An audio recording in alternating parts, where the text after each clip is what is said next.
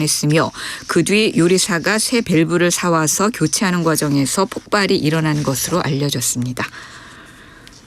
주 5일제 근로자들은 내년에 쉬는 날이 119일로 올해보다 이틀 많은 것으로 나타났습니다. 내년에 가장 긴 연휴는 추석 연휴로 9월 14일 토요일부터 18일 수요일까지 5일입니다. 오늘은 전국적으로 구름이 많이 끼는 가운데 내륙 지역에는 소나기가 내리겠습니다. 소나기가 내리는 동안 돌풍이 불고 벼락이 치는 곳이 있겠고 우박이 떨어지는 곳도 있겠습니다. 예상 강수량은 서울, 경기와 강원, 충청 그리고 영호남 일부 5에서 40mm입니다.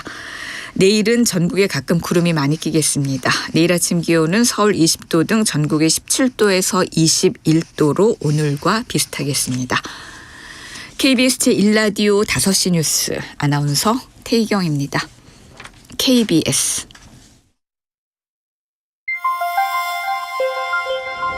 대한민국 중심 채널 KBS 1라디오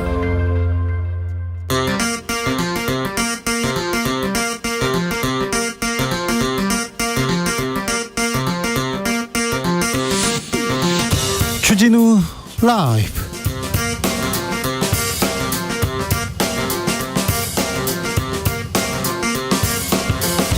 2023년 6월 22일 목요일입니다. 안녕하십니까, 주진우입니다. 약 150일 정도 남은 수능, 킬러 문항이 문제다라고 하더니 일타 강사가 사회 악이라고 합니다. 학생들은 혼란에 빠져 있는데요. 도대체 공교육 혁신과 킬러 문항, 일타 강사는 어떤 관계가 있는 걸까요? 사교육 걱정 없는 세상, 킬러 문항 전문가와 함께 현장의 목소리 들어봅니다. 여야 대표가 국회에서 동시에 불체포 특권 포기하겠다 선언했습니다. 그런데 여야 행보 묘하게 엇갈립니다. 국민의힘 소속 의원들은 서약서 서명하고 있는 반면에 민주당, 특별히 당대표 주변에 있는 분들 반대 목소리 나옵니다. 왜 그런 걸까요? 김성태, 안민석 두 중진들과 짚어보겠습니다. 요즘 비행기 타기 겁나요? 이런 분들이 있습니다. 필리핀에서 한국 오는 항공기에서 한 승객이 출입문을 열겠다고 난동을 부렸습니다. 지난달에선 대구행 항공기에서도 비슷한 사고 있었죠. 그런데요, 기내 난동, 기내 사고 크게 처벌받습니다. 어디까지 처벌받는지 사건의 지평선에서 살펴봅니다. 나비처럼 날아 벌처럼 쏜다. 여기는 주진우 라이브입니다. 오늘도 자중자애, 겸손하고 진정성 있게 여러분과 함께 하겠습니다. 오늘은 5월 5일, 음력 5월 5일 단오입니다. 옛날에는요, 무더위 잘 지내려고 잘 지내겠다 그러면서 이렇게 창포물에 머리 감고 씨름하면서 장마와 무더위를 대비했다고 합니다. 일요일부터 장마 소식이 있습니다. 장마 준비해야 되는데 어떻게 여러분께서는 어떻게 장마 대비하고 있습니까? 장마, 무더위를 이길 수 있는 방법이 있을까요? 대비 어떻게 하고 있는지. 집에다 먹을 걸 싸놓기 시작했어요, 이렇게 얘기하는데 잘 생각해보세요. 지난달도 그냥 싸놨잖아요. 장마가 무관하게. 자, 뭘 하고 계신지 알려주십시오. 샵 9730, 짧은 문자 50원, 긴 문자는 100원입니다. 콩으로 보내시면 무료입니다. 그럼 주진우 라이브 시작하겠습니다.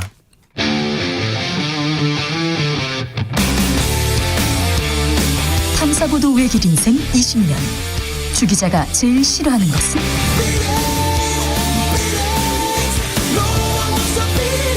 이 세상에서 비리와 부리가 사라지는 그날까지 오늘도 흔들림 없이 주진우 라이브와 함께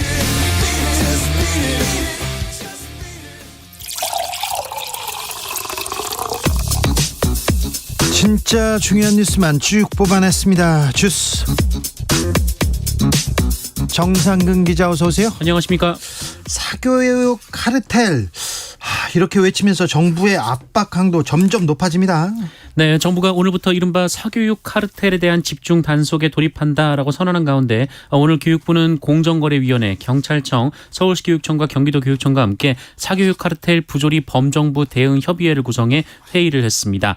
수학능력 시험과 6월 모의고사 등에서 출제된 이른바 킬러 문항이 교육당국과 사교육업체의 이권 카르텔이라고 보고 지난해 초중고 학생 사교육비가 역대 최고인 26조 원으로 치솟은 배경에 바로 이 사교육 카르텔과 학원 허위 광고 등 부조리가 작용했다고 교육부는 보고 있습니다. 공정거래위원회는 주로 검찰, 재벌들을 다스리는 검찰 이런 얘기를 하는데요. 공정위까지 나섰습니다. 대체 뭘 단속한다는 거죠? 네, 일단 2주간 집중 신고 기간을 운영하는데요. 이 사교육 카르텔이라는 용어가 분명하지 않아서 사교육계에서는 이 귀에 걸면 귀걸이식의 단속이 이루어질 수도 있다. 이런 우려가 나오고 있다는 보도도 있었습니다. 네. 일단 언론에서는 수능 출제위원 출신을 학원에서 광고하는 방식이 아닐까 이렇게 추정을 하고 있는데요. 네. 사교육업계에서는 입시 설명회도 하지 말자는 얘기가 나오고 있다라는 보도도 있었습니다. 킬러 문항에 대해서 이주호 장관도 얘기했어요. 네, 이주호 부총리 겸 교육부 장관은 오늘 6월 모의고사 킬러 문항의 기준이 뭐냐라는 질문에 오는 26일 사교육 대책을 발표할 때 전부 공개할 것이라고 밝혔습니다.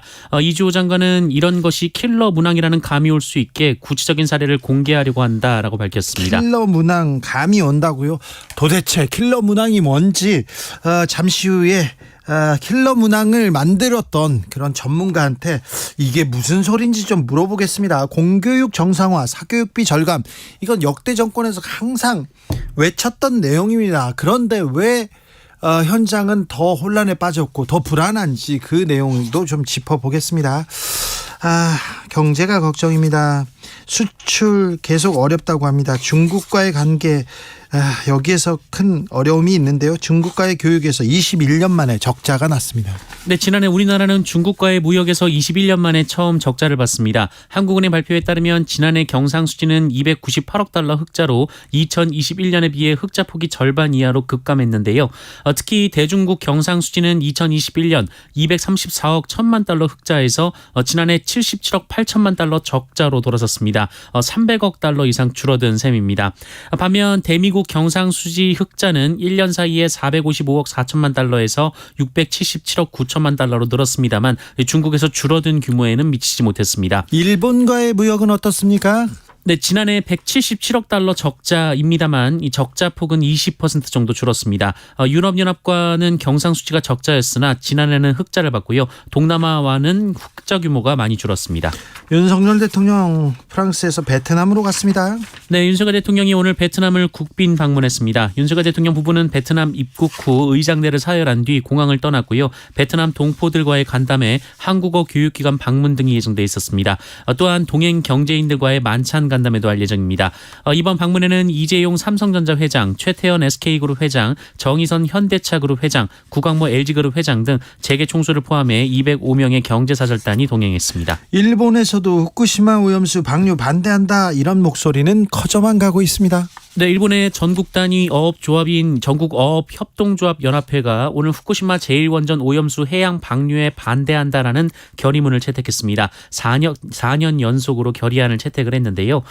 연합회는 일본 정부가 어민 지원에 500억 엔 규모의 기금을 창설하고 안전성 설명회를 여는 등 일부 조치는 긍정적으로 평가했으나 원전 사고 오염수 해양 방류는 세계적으로 경험이 없는 일인 만큼 어민들이 미래 불안을 떨쳐버릴 수 없다라고 지적했습니다.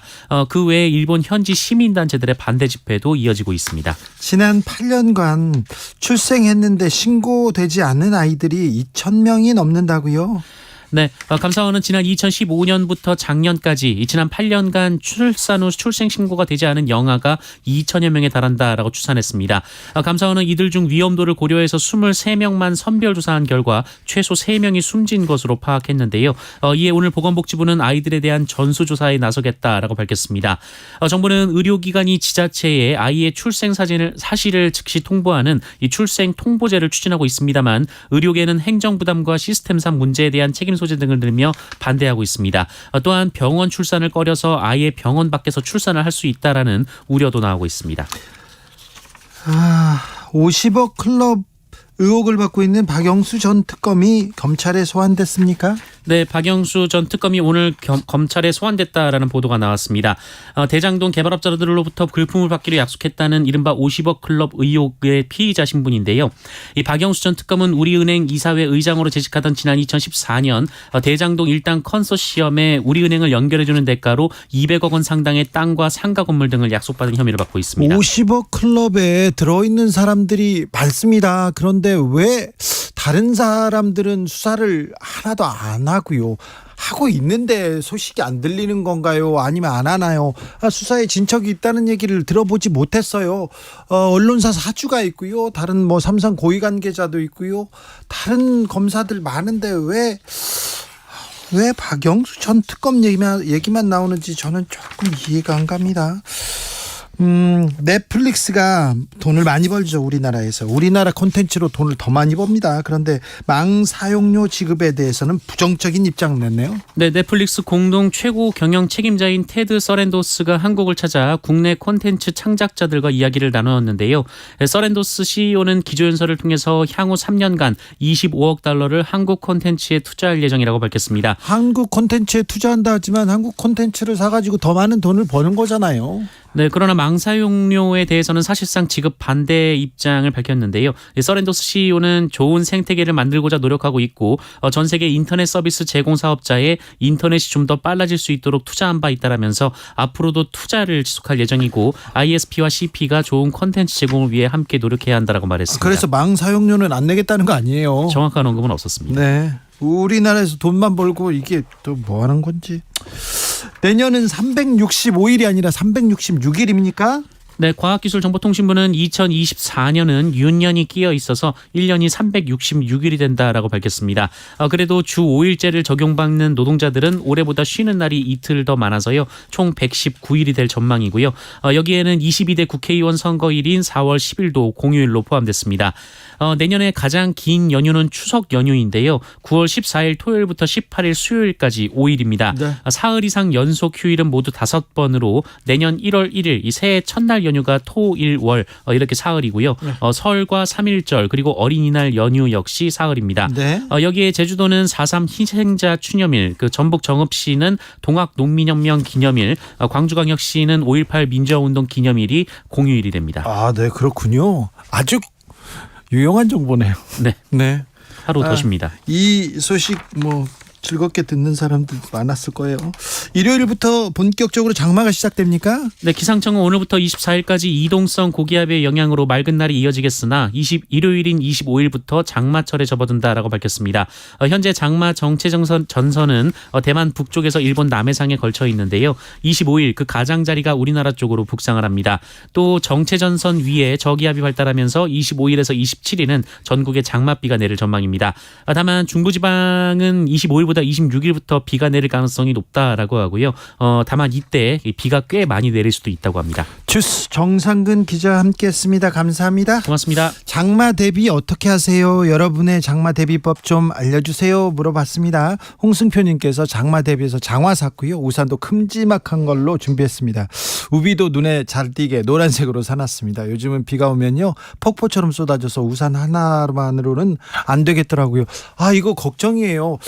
지구가 조금씩 더워지면 1도 올라가면 뭐 벼락도 많이 치고 집중호우 계속된다고 하는데 맞습니다. 우산 하나만으로 안 될 때가 있어요. 항성희님 장마 대비해서 제습제 사가지고요 옷장, 이불장, 신발장 구석구석 넣어 놓았고요. 신발 위에 더 신을 수 있는 비닐 신발도 사뒀습니다. 이렇게 다 대비하시는군요. 저는 전혀 뭐 장마 대비 안 했었는데. 우혜진님 장마 기간 동안 이불 빨래가 힘들 것 같아서 이번 주 내내 이불 빨래했습니다. 꿉꿉한 집안 구석구석 둘 제습기도 많이 사뒀고요. 장마 건강하게 보내봐요 주라 가족들. 이렇게 대비하시네요.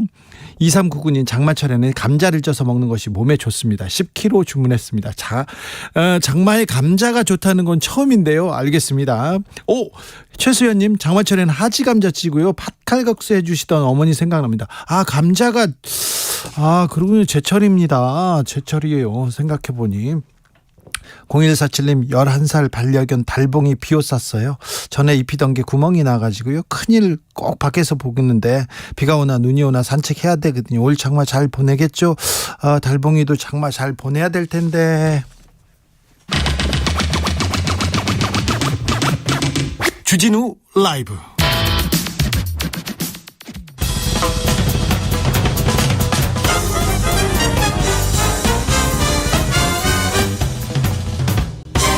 훅 인터뷰. 모두를 위한, 모두를 향한 모두의 궁금증 훅 인터뷰. 수능 5개월 정도 앞두고 있는데요. 대통령 입에서 킬러 문항 배제 이 얘기가 나오면서 학생들 좀 술렁입니다.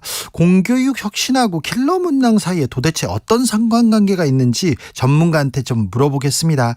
킬러 문항을 직접 많이 만들었다고 합니다. 그런 교재도 썼고요. 그리고 사교육 독점 있다. 문제 대안을 계속 제시하고 있는 킬러 문항 전문가입니다. 문호진 사교육 걱정 없는 세상 연구원, 안녕하세요. 네, 주진우 기자님 안녕하십니까? 네. 저는 사교육 걱정 없는 세상의 문호진입니다. 네. 직업은 또 따로 있죠. 네, 지금 일단 의사로 지금 일하고 있습니다. 네. 아니 근데 의사인데 왜 지금 킬러 문항에 관심을 갖게 됐습니까? 일단 2020년에 좀 이제 어떤 의사 진료 거부 사태를 거치면서 네. 그렇게 어떤 좀 의사들이 어떤 지방 의료라든지 네. 어떤 의료 격차와 인프라 문제에 대해서 좀 관심이 없는 이유 중에 하나가 예. 저는 어떤 교육의 강당구심성에 있다는 판단을 좀 했었습니다. 그 교육에서 문제가 있다고요? 네, 그렇습니다. 그게 어떤 원인 중에 하나고, 네. 개인적으로 어떤 좀 대치동 모의고사의 어떤 탄생에서 예. 의도하지 않았지만 좀 여파를 좀 한 것이 있다 보니까 네. 좀 다른 길로 가긴 했지만 좀 네. 이 문제에 대해서 어쨌든 목소리를 좀 내기 위해서 네. 좀 나선 상황입니다. 알겠습니다. 자, 대통령 입에서 킬러 문항 얘기가 나왔습니다. 킬러 문항 삭제해야 된다. 교육계를 뒤흔들고 있는데요. 킬러 문항이 뭐예요? 좀 이게 모두가 좀 이게 어떤 공식 용어가 아니라서 혼선이 있는 것 같습니다. 네. 근데 이제 고난도 문제는 당연히 킬러라는 말이 나오기 이전에도 있었거든요. 그렇죠. 근데 이제 과거에는 어떤 볼 수 없었던 고난도 문항에 대해서 자연스럽게 그냥 붙은 명칭이라고 생각을 하면 네. 그 이전에 어떤 고난도 문항하고 구분되는 특징을 알면 네. 이제 킬러 문항이 뭔지도 어느 정도 합의를 할 수 있다고 저는 생각을 합니다. 네. 아주 보통 난이도의 문제가 있는데 한두 문제는 매우 어렵게 내서 좀 이렇게 난이도를 높인다. 그런 문제라고 보면 되죠. 네, 이제 지금은 반드시 그렇지는 않습니다만 적어도 킬러 문항이 등장하던 시점에서는 그런 문제가 분명히 있었습니다. 네. 그러면요. 킬러 문항이란 얘기를 왜 만들어냈나요? 어떻게 킬러 문항을 여기에다 넣게 된 거죠? 물론 이것보다는 조금 복잡하긴 합니다만 실상은 네. 기본적으로는 저는 만점자 1%를 꺼내들었던 2012년도 수능 때 이게 처음 출연한 계람이라고 봅니다. 예. 당시 예를 들어서 문과 수학 나형의 만점자 비율이 네. 2012년에 0.97%, 예. 그 다음에 0.98%, 예. 그 다음에 0.97%, 거의 완전히 정확히 1%에 맞췄는데, 네, 그러네. 이상하네요. 네, 정확하다는 것에서 솔직히 좀 위화감이 좀 느껴지는데, 네. 이때부터 평가원이 시험의 어떤 교육적인 목표보다, 예. 그러니까 변별을 우선시하는 만점 방지 문제를 넣게 됐다고 판단을 합니다. 만점 못 맞게. 네, 그렇습니다. 네. 좀 그래서 이 문제를 냈는데 사람들이나 그 학원가에서는 이 문제를 킬러 문항이라 이렇게 말을 만들었다는 거죠? 네, 그렇습니다. 이게 그냥 누군가를 틀리도록 하는 의도를 수험생들이 직접 느꼈으니까. 예. 그렇죠. 이제 의미 없이 그냥 계속 어떤 풀이 과정만 계속 늘려가지고 네. 그런 문제를 만드는 것을 수험생들이 아니까 예. 그거를 이제 거기다가 수험생들이 킬러 문제라는 이름을 붙여준 거라고 생각을 하시면 됩니다. 네. 킬러 문항을 배제하겠다 이렇게 얘기하니까 그러면 변별력이 떨어진다, 물수능 된다 이런 얘기 나오는데 어떻게 생각하세요? 사실 일단 가장 오해를 받는 부분 중 하나가 시험 전체의 난이도하고 예. 개별 문항의 난이도는 다릅니다. 네. 역설적으로 소위 아까 말씀드렸던 만점자 1% 수능과 킬러 문항이라는 거는 네. 역대 가장 어려웠던 수능 중 하나인 1, 2년도 수능에 대한 대책이었습니다. 예. 이게 그러니까 이제 특정 문항에 대해서 예상 가능한 변별력을 몰아줘서 반점 방지하고 예. 나머지 문제를 쉽게 내다 보니까 예. 시험 자체가는 오히려 훨씬 쉬워진 겁니다. 예. 그러니까 킬러 문제가 등장했는데 시험 자체는 쉬워진 것이죠. 아, 네. 그렇죠. 그러다 보니까 어떤 유형이 고정되고 좀 풀이가 복잡한 킬러 문제를 포기하고 예. 간단하지만 사실 기존 킬러에서 벗어난 문제를 내면 네. 오히려 좀 시험 자체는 전체적으로 어려워집니다. 예. 좀 좋은 예시가 예. 킬러 문제가 거의 없었음에도 시험 자체는 어려웠던 올해 유형물평가 수학이었습니다. 그래요?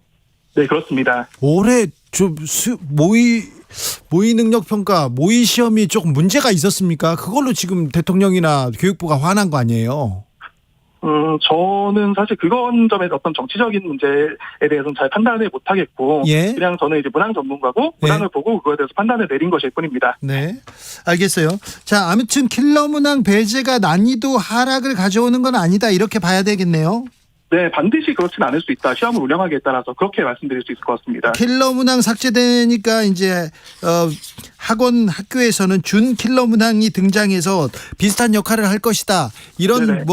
이런 그 학원도 생겼다. 이렇게 얘기하는데 이거는 어떻게 보십니까?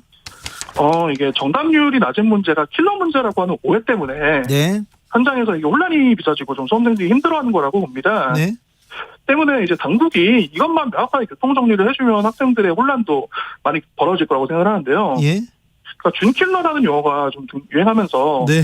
좀 학생들이 좀 어려워하는데 예. 준킬러하고 킬러는 기본적으로 구분되는 개념이 아닙니다. 예. 본질은 결국에는 어떤 비교육적인 변별 목적의 문항이 존재한다는 거고 예. 소위 말하는 준킬러 중에서도 앞서 말한 킬러 문항의 특성이 있다고 하면 예. 킬러 문항으로 보고 문제 삼는 것이 맞습니다. 네. 그리고 앞서 말씀드렸던 것처럼 어떤 정답률이 낮아도 킬러 문제라고 보기 어려운 문제도 있습니다. 네. 아까 유형의 평가 수학을 예시로 들었었죠. 네. 거기서 이제 가장 좀 정답이 낮은 문제가 22번이었었는데 네. 그 문제는 사용되는 개념이 복잡한 것도 아니고 특별히 어떤 함정이 있지도 않아서 딱히 변별을 목적으로 출제한 문제가 아닙니다. 네. 그럼에도 이제 학생들이 좀 시험의 어떤 체감 난이도 좀 높게 느끼다 보니까 정답이 낮아진 거다. 결과적으로. 예. 그렇게 생각을 하시면 될 것 같습니다. 비교육적 목적의 문항 이 얘기는 또 어떤 얘기입니까? 그냥 뭐 틀려라 이렇게 내는 문제가 있다는 겁니까? 그렇죠. 그러니까 그게 어떤 퍼즐화라고 저는 설명을 하는 편인데, 네. 그러니까 어떤 교육과정의 개념이라든지 취지하고 무관하게 그냥 문제풀이 어떤 경우의 수를 복잡하게 만들어서 네. 그냥 그것들을 이제 좀 복잡하게 전개하고 네. 좀 풀어내야지 어쨌든 좀 시간이 걸려서 풀어내야지 정답을 낼 수 있는 그런 형태의 문제라고 생각을 하시면 될 것 같습니다. 근데 킬러 문항 이 문제 때문에 킬러 문항은 이거 학원 가야 풀 수 있습니까? 킬러 문항 때문에 사교육을 받는 학생들이 절대적으로 유리하다 이렇게도 얘기하는데요. 그렇죠. 근데 이제 약간 저는 이게 분명히 어쨌든 간에 제가 이제 시사인에서 다뤘던 기사를 생각을 해보시면 네. 그때 이제 강남의 특정 학원에서 의대 정시 합격자의 절반이 매출된다는 것은 명확하게 사실로 인정하고 가야 됩니다. 네. 당연히 그렇다 보니까 그 학원에 가야지 어쨌든 의대 같은 곳을 가는 데 있어 굉장히 절대적인 유리함을 느끼는 것 같은 사실이고요. 예. 다만 어떤 킬러 유사문항만 가져간다고 해서 예. 수험 대비가 이루어질 수는 없습니다. 네. 그러니까 킬러 문제 그 자체는 어떻게 보면 학원의 비법은 아닙니다. 그래요? 네, 그렇습니다. 자, 의대 합격자의 절반이 한 학원에서 나왔다. 그러면서 수치를 이렇게 공개하셨어요. 네. 근데 이 학원에서 그러면 킬러 문항을 잘 가르쳐주고 그런 것이 아닙니까? 그러니까 정확히 말하면 킬러 문제의 존재 자체라기보다는 네. 그러니까 그 킬러 문제를 푸는 과정은 좀 굉장히 비직관적이고 고통스럽습니다. 네. 그런 과정들을 사실 그러니까 이제 그냥 대치동 바깥에서 체계적인 어떤 그거를 훈련 프로그램 없이 문제만 가져가서 따라갈 수는 없는 겁니다. 그래요? 그렇습니다. 네. 그러니까 그러다 보니까 예를 들어서 제가 나중에 좀 말씀드리겠습니다만 찍어야 되는 것도 있고 예. 좀 아니면 이제 그냥 숫자를 그냥 대입해가지고 그냥 결과론적으로 푸는 것도 있고 예. 이런 식으로 각종 사실 어떤 좀 시험 그러니까 어떤 문항의 취지하고는 전혀 관계없이 시험의 기술. 그렇습니다. 시험의 기술들을 가르치는 것인데 네. 근데 이제 수험생이면 그래도 정석으로 문제를 풀려는 욕구들이 다 있습니다. 예. 근데 이제 그들한테 어떤 그런 찍기라든지 최적화는 굉장히 직관과 관성에 반하는 일입니다. 예. 실력하고는 상관없죠. 그렇죠. 그러다 보니까 그거를 관점을 뒤집어지고 그거를 이제 머리가 아니라 손으로 생각하게 하고 네. 그런 것들을 입력을 해줘야지 그 학원을 거쳐서 이제 수능에서 고등점을 받게 되는 거다. 그게 진짜 학원의 레시피다. 그렇게 생각하시면 될 것 같습니다. 그 학원에서는 특정 문제를 푸는 이런 방법들, 그런 비법, 꼼수 이런 것도 알려주고 훈련시킨다는 거죠. 네, 그렇습니다. 아, 그렇군요. 예전에는 쪽집게 가해 이런 얘기가 있었는데 요즘은 이런 학원이 있군요.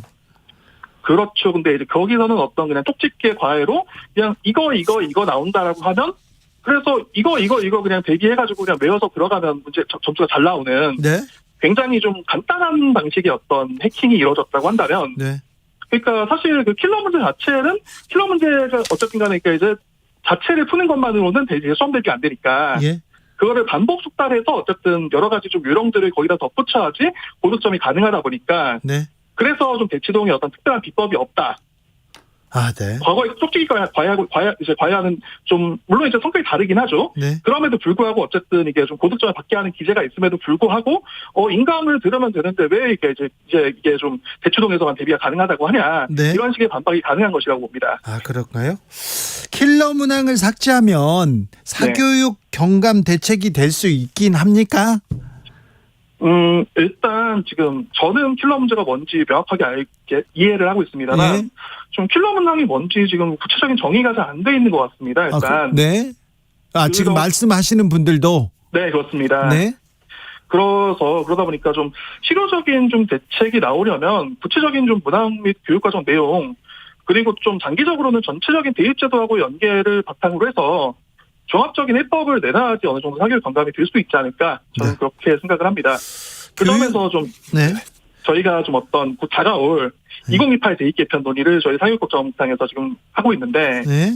그 점이 좀 특별히 좀 중요하고 좀 앞으로 좀 관심을 가져주십사 당부를 좀 하고 있습니다. 그러니까요. 공교육 정상화자, 사교육비 절감하자 이런 얘기는 계속 외치고 있는데 사실은 논의조차 제대로 되지 않았어요. 교육개혁 해야죠. 아이들 언제까지 정글 같은 교실에다 학원에다가 밀어넣고 그냥 외워, 그냥 버텨 이렇게 하고 암기 과목만 이렇게 암기하는 것만 체크할 겁니까? 이건 좀 바꿔줘야 되는데 지금 교육부에서 이 기회에 사교육 카르텔 이렇게 없애자 하면서 학원 이렇게 단속하자 이렇게 나섰는데 네. 이런 대책은 어떻게 보세요? 현장에서는?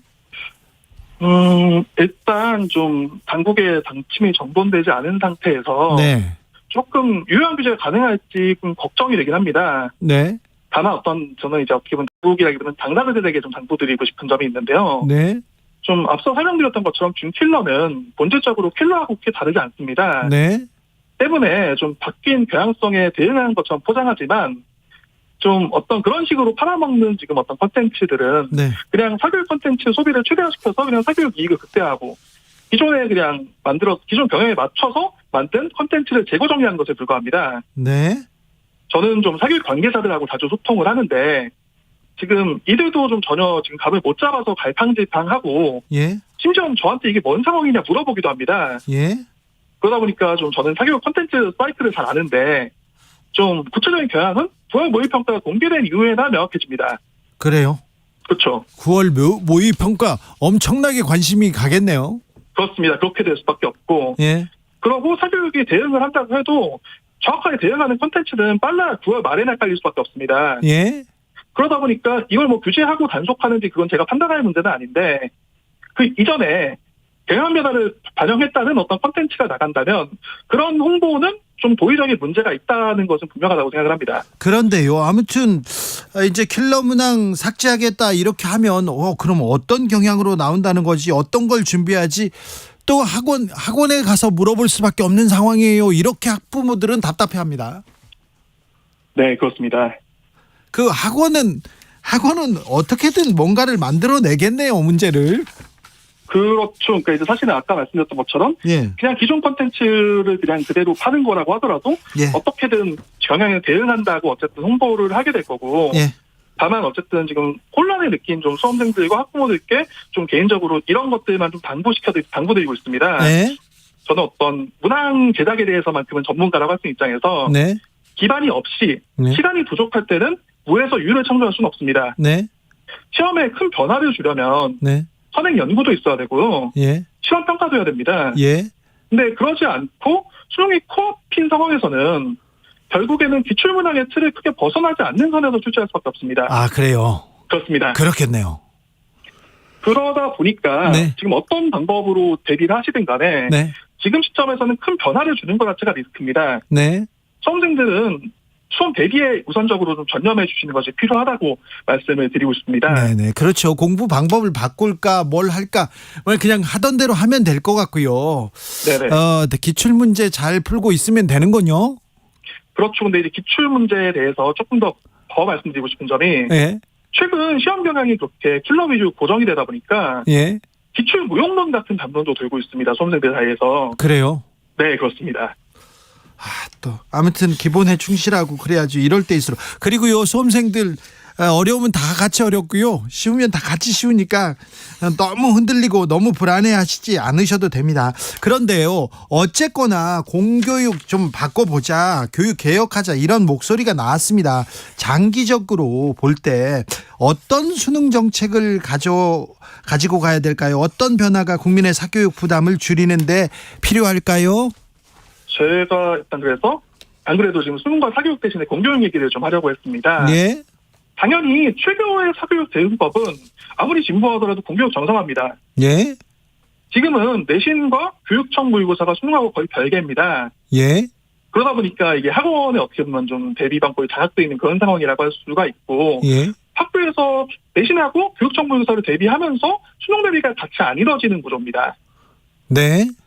그러다 보니까 내신에는 오히려 좀 암기가 좀 중요한 문제들이 나오고 있고, 심지어는 수능하고 유사해야 될 교육청 모의고사에 좀 사설 모의고사보다도 좀 나쁜 형태, 좀 정석으로는 못 풀고 사교육에서 가르치는 내용으로 풀어야지 시간 내에 풀 수 있는 문제가 나오기도 합니다. 예. 좀 그러다 보니까 좀 수능 문항에 분명히 좀 문제가 있기는 하지만, 네.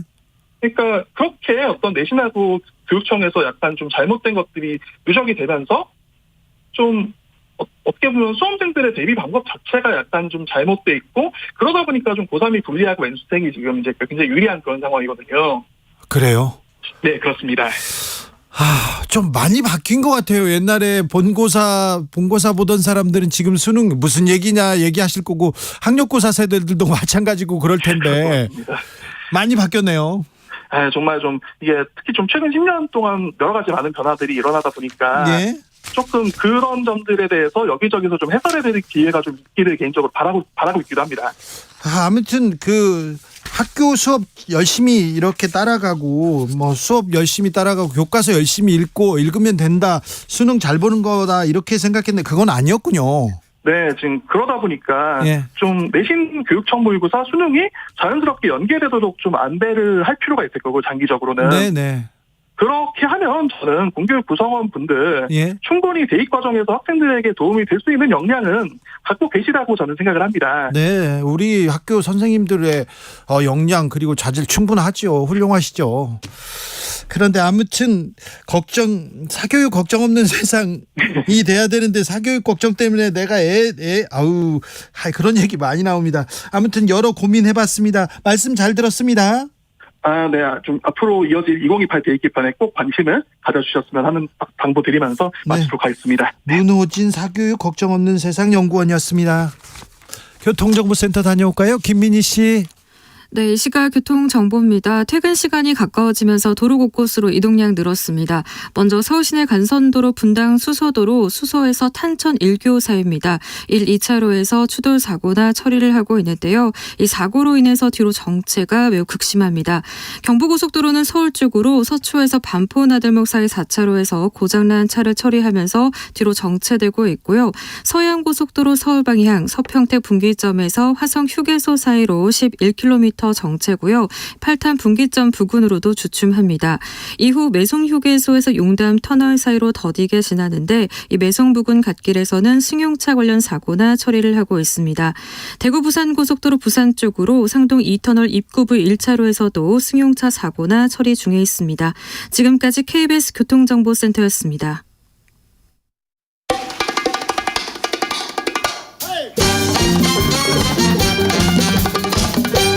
지금 우리가 꼭 알아야 할 뉴스, 평범하지 않게 선견 버리고 깊고 넓게 분석해드립니다. 사건의 지평선.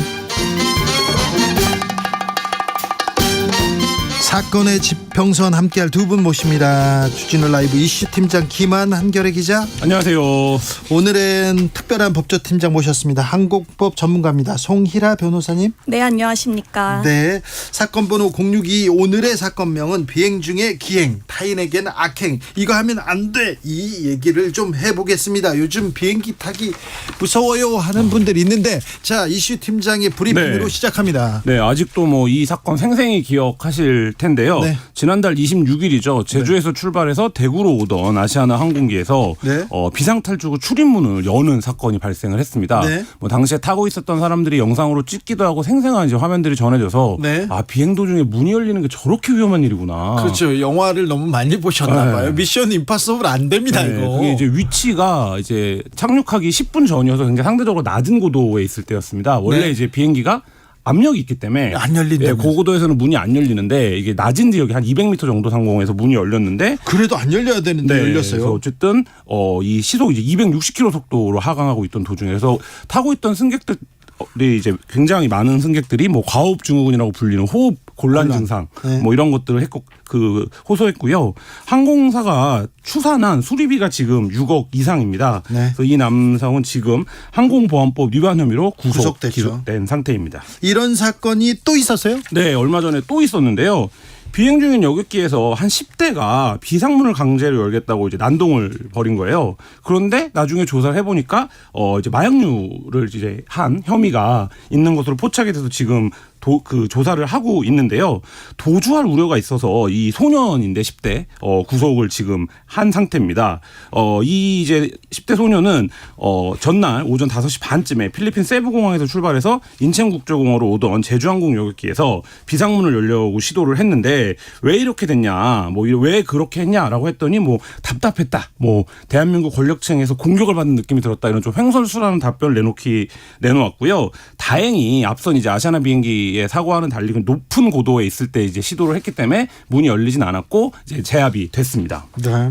마약을 투약한 혐의까지 겹쳐졌는데. 네. 자, 항공법 전문가이신 송희라 변호사님, 이거 하나 물어보고 갈게요. 네. 항공사가 추산한 수리비 6억 원 이상이다 이렇게 했는데 이거 너무 많이 부풀린 거 아닙니까, 이거? 네, 일단은 그 항공철도 사고 조사에 관한 법률을 살펴보면은요. 네. 그 항공기 사고가 발생을 했을 때 네. 그 기장이라든지 항공기 소유자, 그다음에 그 관련자 등이 사고에 대한 보고를 하도록 되어 있습니다. 그러면 네. 이제 국토교통부에서 그 사고 조사를 접수를 하고 그 항공철도사고조사위원회에서 그 사고 자체를 이제 조사를 하도록 되어 있거든요. 네. 그럼 이제 기체 결함이라든지 어떤 원인 때문에 사고가 발생한 건지를 특정을 해야지 되기 때문에 네. 그 기술적으로 전문적인 지식이 있는 그 조사단이 파견을 해가지고 그 수리된 그 기체 결함 부분, 그다음에 네. 파손이 됐으면 파손된 부분에 대해서 이제 그 조사를 하고 이제 조사 보고서를 작성을 하게 됩니다. 그래서 지금 근데 전문가들이 파견돼 가지고 조사 보고서 작성하는 동안 밥도 비싼 거 먹고 좋은 호텔에서 지내면서 그런 비용도 많이 들어갈 것 같은데요, 제가 보기에는. 뭐 그럴 수도 있기는 한데 보통 이렇게 사고가 발생하게 되면은 조사 보고서가 하나만 나오는 것은 아니고요. 예. 이 사건 같은 경우에도 이제 국토교통부에서 자체 조사를 하겠지만 네. 항공사에서도 자체 조사를 할 것으로 보이고요. 네. 그다음에 이제 항공사가 그 기체에 대해서 보험을 가입을 했을 것으로 추정이 되기 때문에 그 보험사도 이제 자신들의 그 손해 사정사를 투입을 해가지고 그 손해액에 대해서 추산을 할 것으로 보입니다. 그러면 변호사님, 이제 네. 그래가지고 이제 할 텐데, 네. 변호사님, 항공기, 비행기 안에서 추태를 부리거나 이런 범법 행위하지 않습니까? 그럼 네, 네. 매우 엄한 처벌을 받습니다. 네네. 네. 질문은 그냥 하는 거예요. 뭘 찾아보실 필요 없이 그냥 막 하는 거니까. 네. 그렇죠. 네. 왜 항공기에서 이렇게 범죄를 저지르면 이렇게 가중 처벌 받습니까? 이렇게 또 돈도 많이 물어내라, 이런 얘기가 나옵니까? 네, 아무래도 항공기에서 사고가 발생할 경우에는 그 다중에 위험을 끼칠 수 있는 우려가 있기 때문에 네. 조금 이제 엄한 처벌을 물게 하는 것으로 알고 있습니다. 네. 엄하게 처벌한다. 네, 그 관련해서 이번에 여러 사건이 나면서 한국이 좀 처벌 수위가 낮은 거 아니냐 이런 비판도 네네네. 있어요. 한국이 맞습니다. 5년에서 지금 10년 사이거든요. 기내 난동일 경우에. 네. 그래서 항공사에 이제 피해를 입혔을 경우에. 근데 미국은 뭐 20년 이상을 하니까. 왜냐면 이게 작은 사고라고 하더라도 이번 사고에서 봤듯이 불특정 다수 굉장히 많은 사람들의 생명을 직접적으로 위해를 할 수 있는 범죄라서 처벌 수위를 높여야 된다. 뭐 이런 주장도 지금 나오고 네네. 있습니다. 네. 제가 들은 얘기입니다만. 네. 들은 얘기입니다. 항공기에서 담배 피우면 안 되잖아요. 네네. 근데 매우 유명한 인사예요. 담배를 피웁니다, 그냥. 네. 그럼 사람들이 이게 그 승무원들이 와가지고 제지할 거 아니에요. 이러시면 안 됩니다. 이러시면 안 됩니다. 그러면은 그냥 피운대요. 피워요. 그러면은 말리다가 승무원의 이제 그 부기장이라든지 뭐 승무원 중에 제일 높은 사람이 와서 이렇게 네. 정중하게 다시 요구할 때까지 하다가 담배를 2대를 피운대요. 굉장히 몰상식한 네. 실명이 공개됐으면 좋겠는 사람이에요.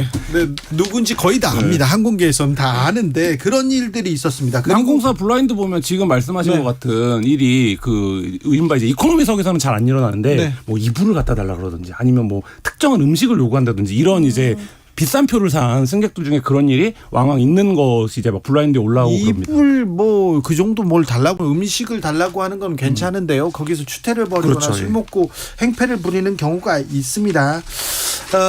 기내 난동 사건이 좀 이거 뭐 뉴스에 보도되지는 않지만 좀 많았어요. 네. 네, 뭐 굉장히 좀 여러 건들이 보도가 돼서 요새는 특히 이제 SNS에 찍혀요. 네. 이게 타고 있는 사람들이 찍기 때문에 이제 문제가 되는데 중소기업 대표의 2세로 알려진 사람이 이제 네. 베트남에서 하노이에서 비행기를 타고 오다가 추태를 부린 거예요. 네. 뭐 반찬을 갖고 뭐라고 하기도 하고 반찬을요? 네, 왜 나한테 뭐 반말을 하냐 뭐 네. 이렇게 이제 얘기를 하기도 하고 이게 굉장히 많이 벌어지는 일입니다. 이게 이 고충을 호소하는 승무원들이 굉장히 많아요. 그러니까 네. 반말을 한다든지 제공되지 않는 거를 요구한다든지 네. 뭐 이런 부분은 그러다가 갑자기 뭐 괴성을 지르고 손으로 뭐 항공기 벽을 치고 뭐 이런 사건이 있었고 이를 이제 승무원이 제지하니까 이 승무원도 같이 폭행을 하는 뭐 이런 사건이 있었습니다. 우리나라 항공사에서 그랬을 네. 거예요. 근데- 외국 항공사한테는 뭐 이렇게 못할 거려. 근데 이때 굉장히 유명한 사람이 한 명이 등장을 합니다. 네. 누구냐면 유명한 팝 가수죠. 리처드 막스가 리처드 당시- 막스가요? 네, 승객이었는데 네. 같이 승무원들과 이 사람의 난동을 제지해서 이게 굉장히 좀 SNS에 널리 퍼졌던 사건입니다. 어미 처벌해야죠, 이런 사람들. 예, 사실 이제 어미 처벌을 해야지 되는데요. 이제 당시에는 그 피해자들이랑 원만하게 합의했다라는 점이 좀 고려가 돼가지고 뭐 징역 1년에 집행유예 2년, 벌금 500만 원 정도로 선고된 것으로 알고 있습니다. 그래요? 네네. 그냥 지나갔네요. 왜 이렇게 이분이 네, 뭐 네. 뭐 그리고 또 유명한 사건은 뭐 그 라면 이른바 이제 라면 상무 사건이죠. 라면 상무. 그러니까 뭐 라면 상무 어떻게 됐어요? 네. 뭐 이분은 지금 뭐 대법원까지 가서 뭐 자기의 해고가 부당하다 뭐 이렇게 이제 소송을 진행을 했는데 라면 상무 기억하시죠? 그 사건 기억 못 하시는 분들이 있을 것 같은데 이게 2013년 일입니까? 네, 13년 일인데 뭐 네. 밥이 나왔는데 이 밥이 본인 입맛에는 안 맞은 거예요. 그러니까 설익었다라는 거예요. 그래서 라면을 달라. 라면을 끓여왔는데 저 비즈니스석을 타면요 라면을 끓여줍니다. 라면을 끓여주는데 그 라면이 맛있습니다. 네. 그래가지고 라면 끓여와라 얘기를 했는데 네네. 그래서 라면도 또 입맛에 안 맞다. 물이 많다, 짜다 네. 이렇게 얘기를 하면서 수차례 이제 라면을 다시 끓여오라 이렇게 하다가 결국에는 라면을 가져온 승무원의 머리를 앞에 있던 잡지를 말아갖고 때립니다. 네, 그래서 이런 몰지각한 네, 뭐 이 부분과 관련해서 이제 굉장히 좀 이게 유명해졌고, 네. 다 미국 사법당국이 이 사실을 인지하고 입국을 거부합니다. 예. 그리고 이 사람 결국 돌아오는데 사건이 알려지면서 이때 아마 이 무렵에 처음으로 갑들은 한국 사회에서 갑으로 사는 갑질. 사람들은 네. 이렇게 횡포를 부리냐 네. 이런 이제 공분이 일었고 회사가 해고를 했어요. 예. 그래서 이제 이거에 불복 소송을 제기해서 소송을 했는데 법원은 이 소송을 모두 받아들이지 않았습니다. 네. 참 라면 상무. 네.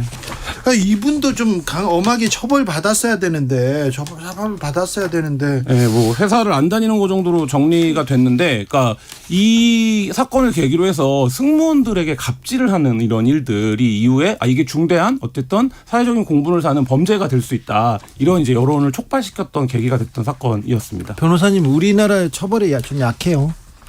외국은 굉장히 엄하게 기내에서 난동 부리지 않습니까? 그러면요 기내에서 크게 목소리를 내지도 않았어요. 네. 제가 보기엔. 그런데 그 승무원하고 막 다투더라고요. 그런데 어떤 얘기가 오가더니 비행기가 내렸어요. 착륙했는데 착륙했는데 좀 잠시 기다려달라고 하더니 그 경찰들이 아니, 들어와서 바로 들어오는 바로 경우도 있죠. 수갑을 채워가지고 가는 경우를 봤어요, 제가. 네네.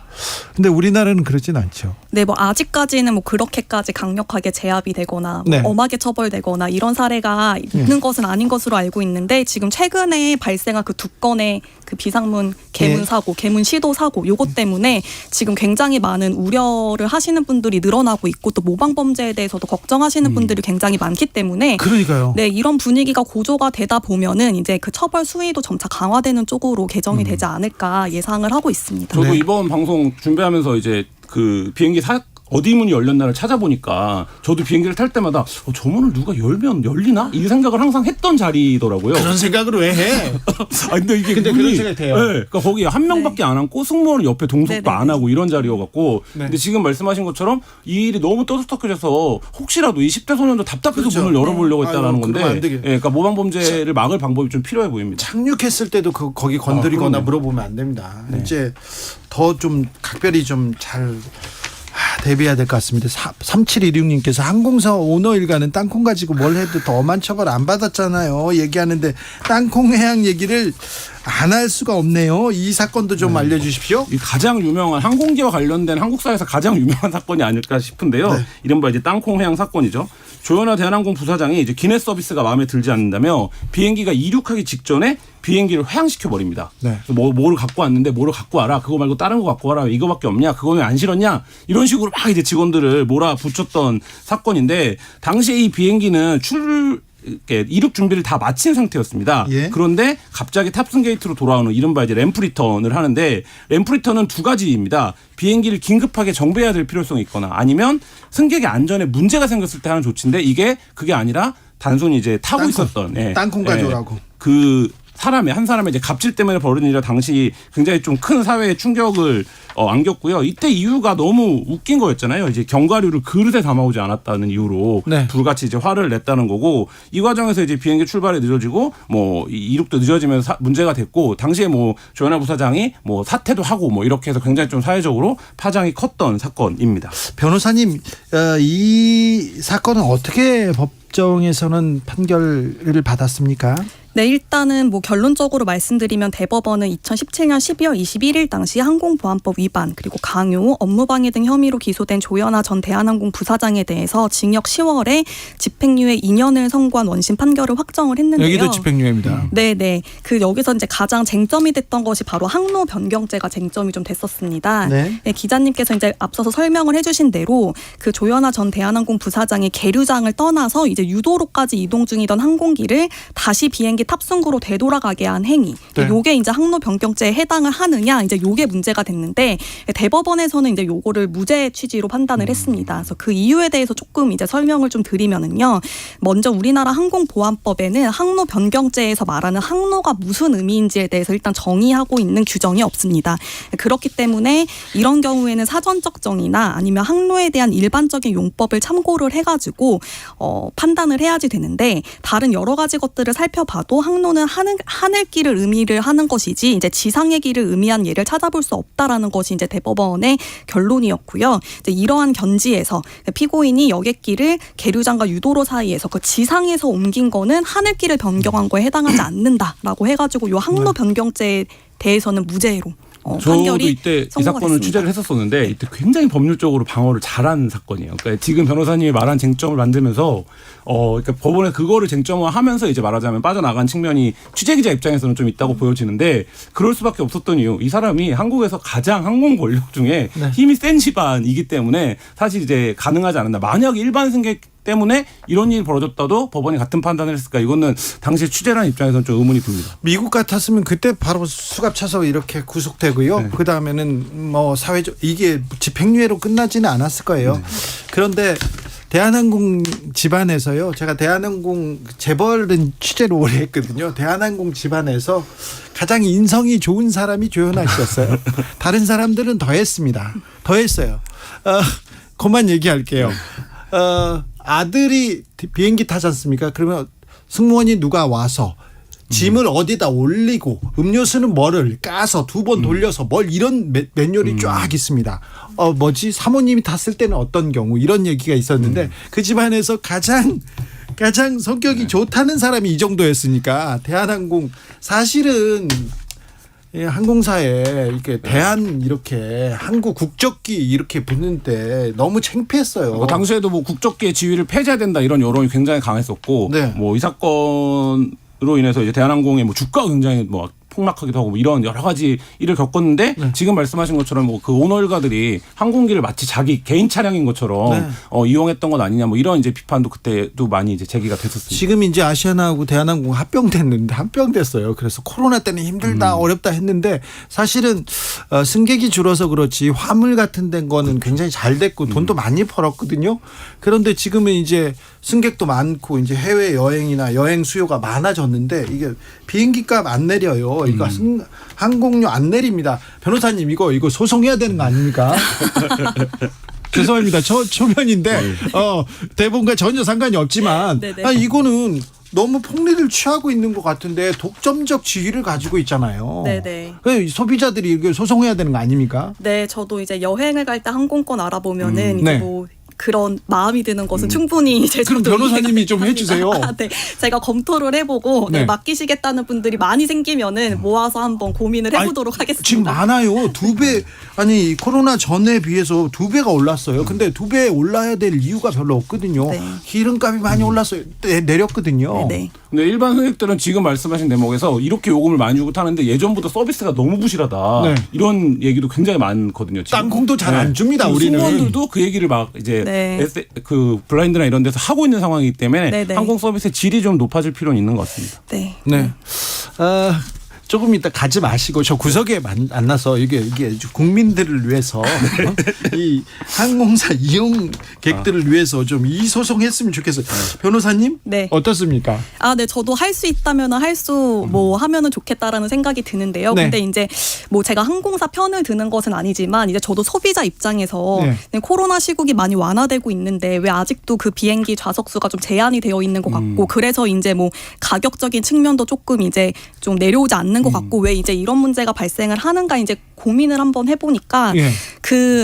항공 당시에 이제 좀 휴직하셨던 승무원분들도 많이 계시고 하셔가지고 항공 편수를 이제 갑자기 늘리기에는 좀 준비가 되지 않는 측면이 있다. 여러 가지 측면으로 자, 이제 준비는 그런 말씀도 하시긴 하시더라고요. 회사 네네. 사정인데 네네. 항공사분들이 많이 출근을 안 하면 원가 절감 그럼 인건비를 줄었잖아요. 네네네. 근데 왜 그런데 가격이 내리지 않느냐? 그렇죠. 왜 네네. 우리가 티켓을 더 그게 비싸게 사야 되는지. 네네. 저는 근데 소비자 운동 차원에서 놓고 보면 항공료 티켓이 정해지는 메커니즘을 소비자들이 전혀 모르잖아요. 그래서 네네네. 같은 티켓이 어떤 날은 비싸고 몇번 검색을 네네네. 해보면 더 비싸지고 누구는 100만 원 주고 사고 네. 누구는 50만 원 주고 사고 네, 누구는 근데 저는 땅콩만 먹고 그런 그 상품이 사실 별로 많지 않은데 네네. 그 부분이 좀 시장에 합리화되는 것도 한 방안이겠다 이런 생각도 해봅니다. 네. 여기는 의식의 흐름대로 진행되는 그런 방송입니다. 오늘 반가웠습니다. 송미라 네. 변호사님, 김한 기자 감사합니다. 네, 감사합니다. 네, 감사합니다.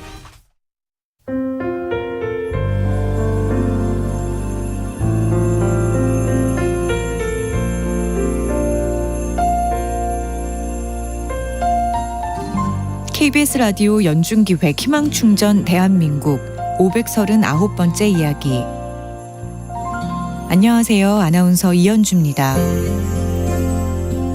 8살 수진이는 매일 아침 학교 갈 준비 대신 가족들의 식사를 준비합니다. 작은 손으로 밥을 안 치고 달걀을 부치는 수진이. 10년 넘게 알아온 엄마의 정신질환이 심해지면서 집안 살림은 자연스레 어린 수진이의 몫이 됐는데요. 아빠까지 당뇨와 허리디스크로 일을 못하게 되면서 경제적으로 더 힘들어졌습니다. 엄마, 아빠 모두 간호가 필요한 상황에 수진이의 오빠는 결국 자퇴를 선택했습니다. 매일 한 공간에서 힘든 시간을 보내고 있는 수진이 가족. 부모 곁을 지키는 아이들이 안타깝고 속상한 아빠는 오늘도 편히 잠을 이룰 수가 없습니다. 수진이네 가족이 힘겨운 일상에서 벗어날 수 있도록 여러분이 희망의 빛을 선물해 주세요. 여러분의 따뜻한 손길이 희망의 빛이 됩니다. ARS 060-700-1580 060-700-1580 한 통화 3,000원으로 희망을 선물해 주세요. KBS 라디오 연중기획 희망충전 대한민국은 초록우산 어린이재단, 인탑스 주식회사 그리고 청취자 여러분과 함께합니다. ARS 060-700-1580 한 통화 3,000원입니다.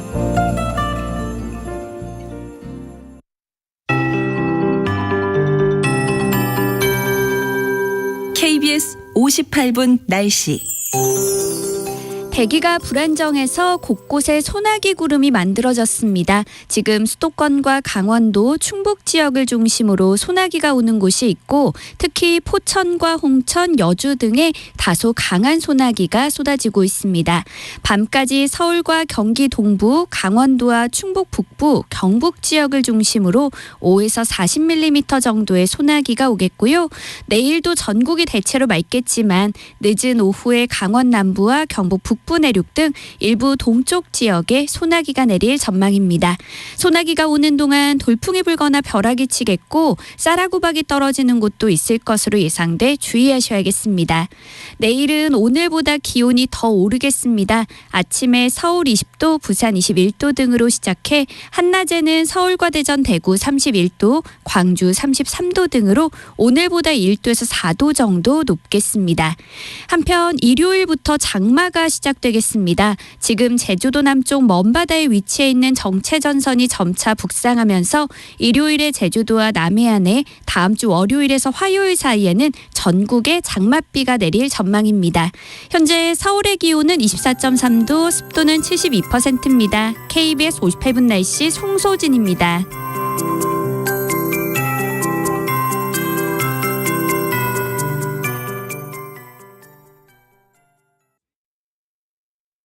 정성을 다하는 국민의 방송 KBS가 6시를 알려드립니다.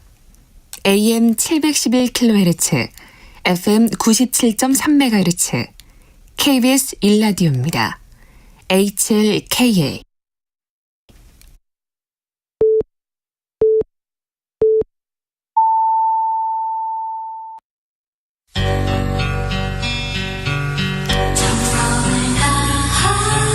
정성을 다하는 국민의 방송 KBS 주진우 라이브. 그냥 그렇다고요. 이 시각 라디오 정보센터 뉴스입니다. 영아 시신 사건으로 출생신고가 되지 않은 아동에 대한 관심이 높아진 가운데 정부가 출산 기록은 있으나 출생신고가 되지 않은 아동들을 전수조사하겠다고 밝혔습니다. 수능 난이도 논란과 관련해 교육부는 부조리를 일삼는 학원만 배를 불리는 상황에 대해 정부가 더 이상 좌시하지 않겠다고 밝혔습니다. 정부는 오늘부터 2주간 사교육 카르텔 부조리 신고센터를 개설했습니다. 윤석열 대통령이 오늘부터 베트남 국빈 방문 일정을 시작했습니다. 윤 대통령은 베트남과의 안보 협력을 강화하고 경제 협력 범위를 고도화하겠다고 밝혔습니다. 더불어민주당과 정의당, 기본소득당, 진보당 등 야 4당이 윤석열 정권의 언론 장악을 막겠다며 공동행동에 나서기로 하고 국회 차원의 특위 구성 등을 추진합니다. 지금까지 라디오 정보센터 조진주였습니다. To the Batmobile. Wave of super energy. 주 기자의 1분. 윤석열 대통령이 북한 엑스포 유치와 경제 외교 등을 위한 프랑스와 베트남 순방길에 올랐습니다. 네, 앞서 7시 뉴스에서 대통령의 프랑스 베트남 순방 소식을 전하면서 남성 앵커가 부산 엑스포를 북한 엑스포로 잘못 말한 점 사과드리고 부산 엑스포로 바로잡겠습니다. 그제 KBS의 실수와 그리고 사과가 있었습니다. KBS는 어떻습니까? 최근에 부산 엑스포를 북한 엑스포라 왜곡하고 KBS가 민노총 방송, 친민주당 방송이라는 본색을 대놓고 드러내고 있는 것입니다. 오늘 국회 가방이 간사인 국민의힘 박성중 의원은 실수가 아니다 이렇게 얘기합니다. 부산 엑스포 사태는 윤석열 정부를 공격하기 위한 KBS의 노골적인 방송 수작이자 방송 범죄다. 이번 사태는 앵커의 개인적인 실수가 아닌 KBS의 평소 바람이 무의식 중에 튀어나온 대참사다. 이렇게 얘기합니다. 오늘 국민의힘 유상범 수석 대변인의 말 들어보겠습니다. 30여 분간의 발표에서 엑스포 개최 장소로서의 북한의 경쟁력 다시 하겠습니다. 30여 분간의 발표에서 엑스포 개최 장소로서의 부산의 경쟁력을 보여줍니다. 네. 윤석열 정부를 공격하기 위한 수작이다. 범죄다. 평소 바람이 무의식 중에 튀어나온 대참사다. 꼭 그런 것까지는 아닐 텐데 그냥 그렇다고요.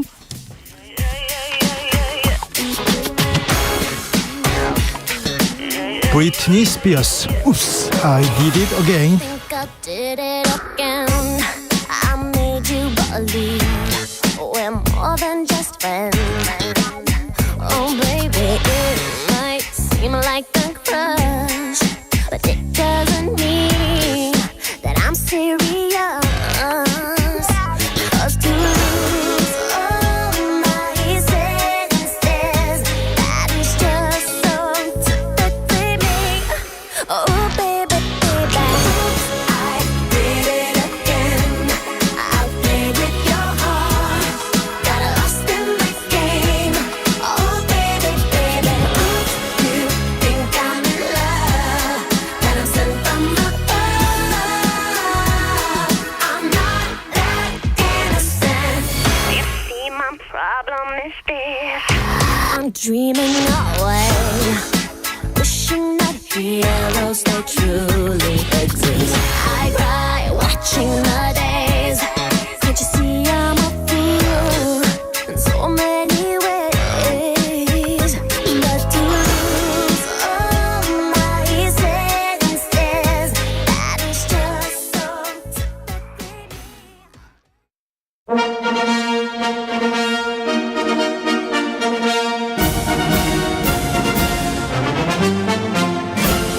꽉 막힌 우리 정치의 맥과 혀를 시원하게 뚫어드립니다. 정치의 맛.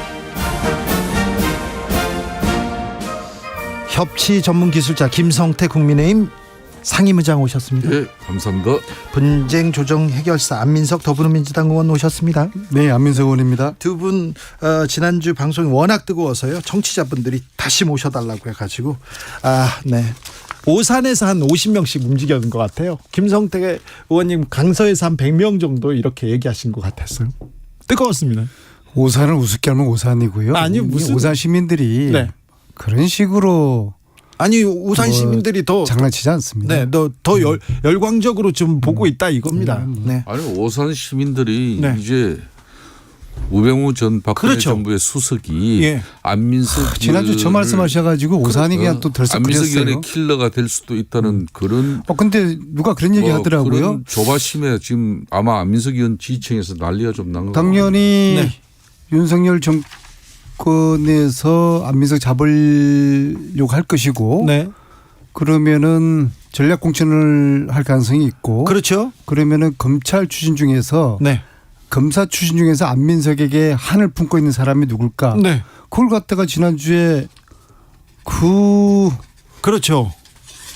저 숨은 카드를 네. 김성태 의원님이 불쑥 꺼내셔가지고 예. 오산이 좀 시끄러워요. 네. 우병우가 오느냐 안 오느냐. 아직까지 총선은 9개월 넘게 남았고요. 예. 국민의힘에서 전략 공천 지역을 아주 전혀 검토도 안 하고 있습니다. 지금은요? 또 윤석열 정권에서 정부에서 안민석 의원을 쉽게 말하면 킬러 대상으로 교체 대상으로 목표본을 정해놓고 거기에 전략 공천을 할 것이다. 그렇게 그 전략 공천은 검사 출신 중에 가장 강력한 카드가 될 것이다. 그렇게 그게 우병우다. 이렇게 또 이렇게 풀어내는 건 안 맞아요. 아니, 그냥 내가 한 것은 그때는 그 이야기잖아요. 조국이 또 출마하냐. 네. 예? 그럼 또 조국이 출마하면 우병우는 뭐 하냐. 그렇게 돼서 우병우는 아마 출마하면은 자기 고향 TK 영주가 아니라 오산 가서 네. 안민석 의원에게 본인이 제대로 덤벼들어야 된다. 그 얘기인 거죠. 아니 근데 뭐 그럴싸해요. 그래 우병우와 안민석 빅매치 한번 보고 싶다 그렇게 생각하는 사람 많습니다. 근데 솔직히 그 우병우 전 수석 같은 경우는 정치 개혁은 아주 일천해요. 네. 5선의 안민석 의원하고 이렇게 이제 갖다 붙으려면 지금부터라도 본인 스피커 털어대고 네. 또 과거에 본인이 억울하게 당한 그런 부분에 대해서 안민석 의원에게 시비를 좀 걸어야죠. 그래야 됩니까? 그런데 이렇게 뭐 순진하게 가만히 있으면. 그런데 이제 한때는 말이에요. 그 김은혜 수석이 오산 나온다고 그런 이야기가 또 오산에 또 퍼졌어요. 몇 달 전에. 그 저는 탁기 시대에 있어요. 지난 4선 때는 16년도에는 공천위원장 했던 분이 그다음에 누굽니까? 그 대구 이양구 전에. 그렇죠. 그분이 오산하고 뭐 정청래에 있는 마포하고 몇 군데 찍어가지고 박영선 그렇게 해가지고 자객 공천을 하겠다. 그렇게 또 뭐 이번에도 그렇게 전략 공천을 국힘에서 한다면 오산을 우습게 보면 오산입니다. 오산 시민들이 제가 그렇게 만만치 생각할 때는 않습니다. 그렇지 않을 거예요. 그냥 안민석 의원께서는 평소 실력대로 내년 뭐 총선 준비하시고 더군다나 뭐 또 친명계의 지금은 핵심이시니까 공천에는 큰 문제가 없을 것 같고. 네. 본인이 뭐 하여튼 간에 잘 수성을 하셔야 되겠죠. 그런데 뭐 우리 당 입장에서는 안민석 의원 가지고 그렇게 크게 시비 걸 이유는 없습니다. 자, 알겠습니다. 제가 친명계 핵심은 아니에요. 그래요? 단지 당원들이 뽑은 당 대표에게 힘을 실어주고 당 대표를 당원들과 함께 지키고 지금 현재 이 무도한 검찰 정권과 함께 맞서는 그 일을 뭐 다선으로서 좀 더 열심히 할 뿐입니다. 알겠습니다. 안민석 의원님 얘기는요 별로 관심이 없습니다. 자 지금 이제 다시 가겠습니다. 자 잘 정리하시네. 이재명 그리고 2대1이네 보니까 이재명 그리고 또 김기현 대표까지도 불체포 특권 포기하겠다 이렇게 선언했습니다. 그런데 민주당과 국민의힘 좀 이 불체포 특권을 바라보는 시선이 약간 좀 다릅니다. 어찌 된 건가요, 안민석 의원님? 이재명 대표가 불체포 특권 포기했다는 것은 이제 결단을 한 거예요. 정치인 결단을 한 거예요. 영장 충고해라. 당당히 심사 받고서 끝내서 검찰이 고민에 지금 빠졌을 겁니다. 불구속되면은 이재명 대표가 일종의 면죄부를 받게 될 것이고 구속되면 어떻게 했습니까?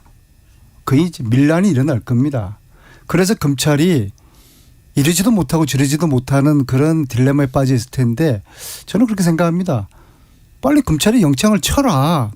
이런저런 논란 일으키지 말고 그런 이재명 대표의 결단이 평가를 받으니까 이제 국힘 김기현 대표가 조금 당황한 나머지 우리 민주당 전원들에게 불체포 특권 서약하라라고 하거든요. 이거 우리가 받기 굉장히 어렵습니다. 왜냐하면 지금 그렇게 만약 하게 되면은 저희 지금 리스트에 오른 의원들 줄줄이 잡아갈 텐데요. 이게 현실입니다. 자, 그래서 이제 이재명 대표의 지난 19일 날 국회 본회의장에서 이제 대정부 연설을 통해 대국민 연설을 하면서 불체포 특권을 애초 원고에도 없는 내용을 본인이 전격적으로 입장을 발표를 했단 말이에요. 저는 뭐 그 내용을 듣는 순간 대한민국 정치가 이제 좀 달라지겠구나. 그래서 상당히 용기 있는 결단이고 결심이다. 이렇게 이제 봤는데 이게 불과 3일 만에 2, 3일 만에 민주당이 완전 이게 그건 이재명 대표 자신의 그냥 정치적인 판단이고 결심이고 선언적 의미로 막 이렇게 끝나는 것이지 나는 아니야. 벌써 이제 돈봉투 사건의 핵심인 지금 전당대회 핵심 송영길 전 대표 같은 경우도 무슨 소리 하는 거냐. 그건 혼자 생각이다 이런 거고 추미애 전 대표 같은 경우는 좋은 결심이다 이렇게 하고 좀 전에 안민석 의원께서도 저런 또 입장이라는 거예요. 그래서 이제 김기현 대표가 이제 오늘 이제 불체포 특권 포기 계약서를 제안했지 않습니까? 그럼 이거는 국회 로턴다 홀에서 그냥 탭을 하나 놓고 이재명 대표, 김기현 대표가 둘이서 포기 서약서 제안한 대로 서약해버리면은 양당 의원들 다 따라가는 거예요. 그러면 국회가 헌법에 불체포 특권 이게 헌법적 뭐 이 국회의원의 권리가 있지만은 이걸 이제 이재명 대표도 대선 공약 실천하는 거고 우리 국힘도 국민들의 기대에 이제 부응하는 거고 그렇게 해서 정치가 좀 달라지는 건데 이걸 그냥 3일 만에 이렇게 그거는 이재명 대표 네 이야기고 이렇게 가버리면 민주당이 안 되는 거죠. 김기현 대표의 정치쇼에 저희들이 말려들 만큼 어렵지는 않습니다. 아니 그런데 그걸 김기현 대표의 정치쇼에 저는 불체포 특권을 포함한 국회의원들의 모든 특권은 내려놔야 된다는 그런 입장인데요. 네네. 지금은 이 정치가 정상적인 정치가 아니고 정치가 아시다시피 실종이 됐어요. 정치 실종이. 정치 실종이 되고 야당 대표부터 야당 의원들까지 줄줄이 검찰이 엮는 검찰 정권 하에서 야당이 불체포 특권 이것을 포기한다는 것은 검찰 정권이 딱 만들어 놓은 그물 속으로 우리가 들어가는 건데. 그런데 그 그물 속으로 들어가자고 지금 이재명 대표가 우리 내려놓자 이렇게 얘기한 것이 이재명 아닙니까? 대표 본인 스스로 우리 본인 얘기입니까? 민주당하고는 저는 이건 좀 별개의 문제로 그렇게 한 건 맞죠. 그러니까 이재명 대표의 그런 불체포 특권 포기 선언이 제대로 된 진정성을 가지려면 2018년도에 당시 국민의힘 같은 경우는 권성동 의원이 이 체포영장 국회에 넘어왔어요. 그래서 참 저도 원내대표 시절 그 큰 고민을 했는데 그때 이제 권성동 의원이 나는 본인이 영장실질심사 받겠다.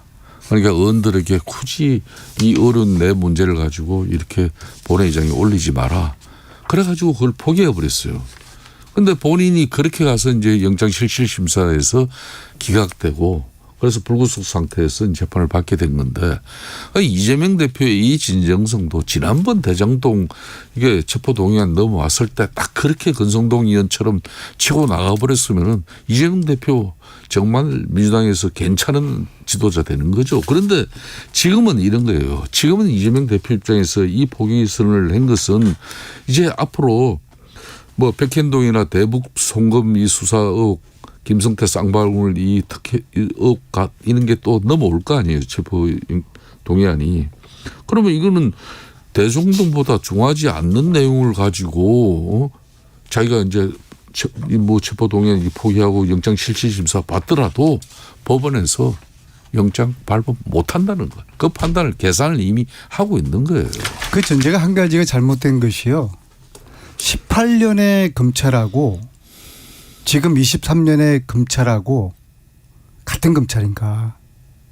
지금은 검찰이 야당 의원들 하나하나 대표를 포함해 가지고 조그만 꼬투리만 있으면은 압수수색하고 심지어 뭐 최근에는 본청까지 압수수색을 하는 그러한 지금 현재 검찰하고 18년 검찰하고는 본질적으로 틀리거든요. 의원님 그 전에 검찰도 경찰도 안민석한테 그렇게 호락호락하지 않았어요. 그 전에도 뭐 조금만 하나만 있으면 계속 압수수색하고 경찰에 오라 뭐 재판받으라 그랬지 않습니까? 그런데 그때 검찰은 괜찮고 지금 검찰은 달라졌다. 이것도 조금 이해가 안 되고요. 그리고 어쨌거나 검찰 밉고 싫건 간에 관군이에요.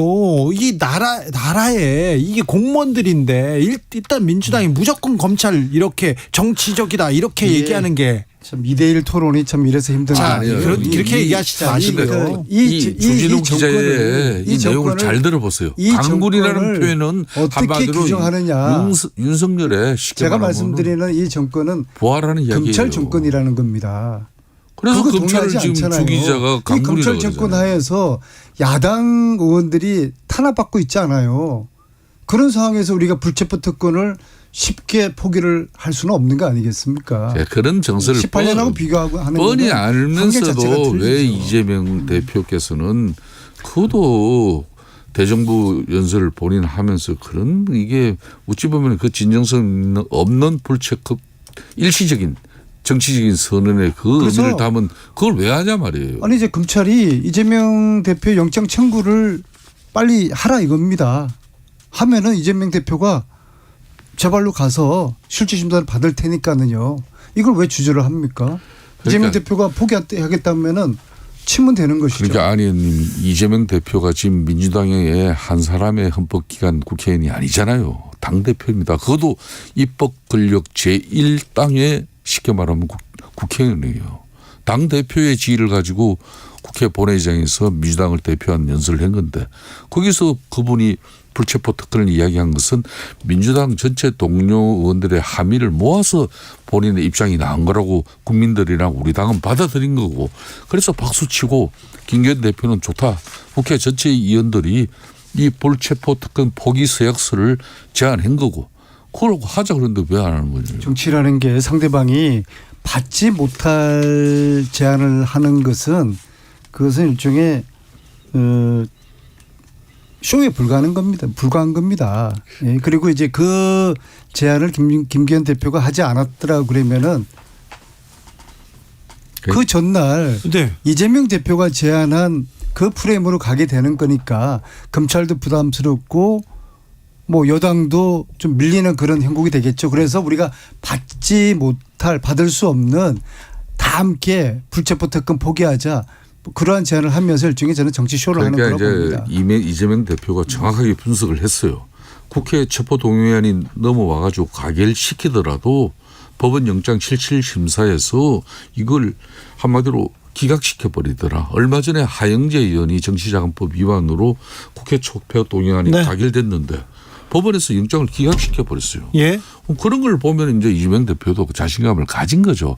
그러니까 이게 자신만을 위한 자신감만 가진 게 아니라 민주당 전체 의원들의 뜻을 다 모은 걸로 불체포 특권, 야 우리가 당당하게 서자 이렇게 갔으면 참 좋은 건데 그건 네 혼자 생각이고 이리 가니까 좀 이건 좀 볼상사납다 이야기입니다.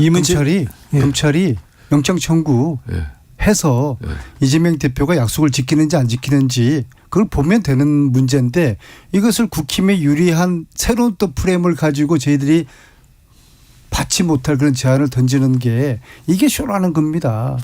자, 국민들은 이 문제에 대해서는 국민의힘의 손을 들어줄까요? 민주당의 손을 들어줄까요?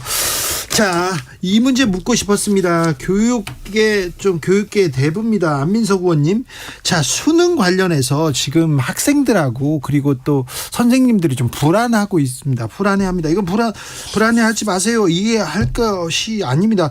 어제는 킬러 문항이 문제라고 하더니 오늘은 이제 사교육 일타 강사들이 카르텔이다. 이거 문제다. 이렇게 얘기하는데 어찌 보고 계십니까? 대통령께서 폭탄을 투하하지 않았습니까? 수능 5개월 앞둔 시점에서. 그래서 이 혼란과 불안감이 지금 증폭되고 있고요. 저는 두 가지가 좀 의문스러워요. 첫째는 대통령께서 화를 냈다는 거 아닙니까? 본인의 지시를. 그게 킬러 문항인지 또 다른 게 있을지는 저는 잘 모르겠어요. 예. 어떤 지시를 했을까? 대통령께서 좀 더 구체적인 지시가 있었을 것이다. 사실 아까도 전문가가 이야기했잖아요. 킬러 문항이 뭔지에 대한 정의조차가 지금 정확하지 않다. 네. 또 다른 어떤 지시가 구체적으로 있었을 것이다. 그게 무엇이었을까? 그게 좀 궁금하고요. 두 번째는 이 폭탄이 의도한 걸까? 아니면 적극적인 걸까? 예. 의도한 것이라고 그러면은 너무 어설프고요. 적극적이라고 그러면은 너무 무책임한 것이죠. 그런데 이 교육 문제는 어려운 난제예요. 네. 그렇기 때문에 예측 가능성으로 이 문제를 완화시키는데 이 정책의 방향을 잡고 있는 것이거든요. 그래서 고등교육법 34조 5항이죠. 대입제도를 바꾸려고 그러면 4년 전에 입법 예고를 해야 되는 거예요. 예. 그런 겁니다. 그런데 난데없이 이 폭탄을 던져서 이 아수라장이 지금 되고 있잖아요. 결자 해지를 대통령이 하셔야 된다고 봅니다. 대통령이 귀국하는 즉시 이 사과를 하셔야 된다고 봐요. 이 문제를. 사과하면 이 문제가 마무리됩니까? 사과하면서 국가교육위원회라는 게 있어요. 네. 이 전문가의 영역을 섣불리 건드리면 안 되는 것이거든요. 예, 그래서 이게 결자해지 차원에서 대통령께서 수습하는 수밖에 없습니다. 그렇지 않으면은 이 문제는 학부모들과 학생들의 커다란 저항을 일으키게 될 것이고요.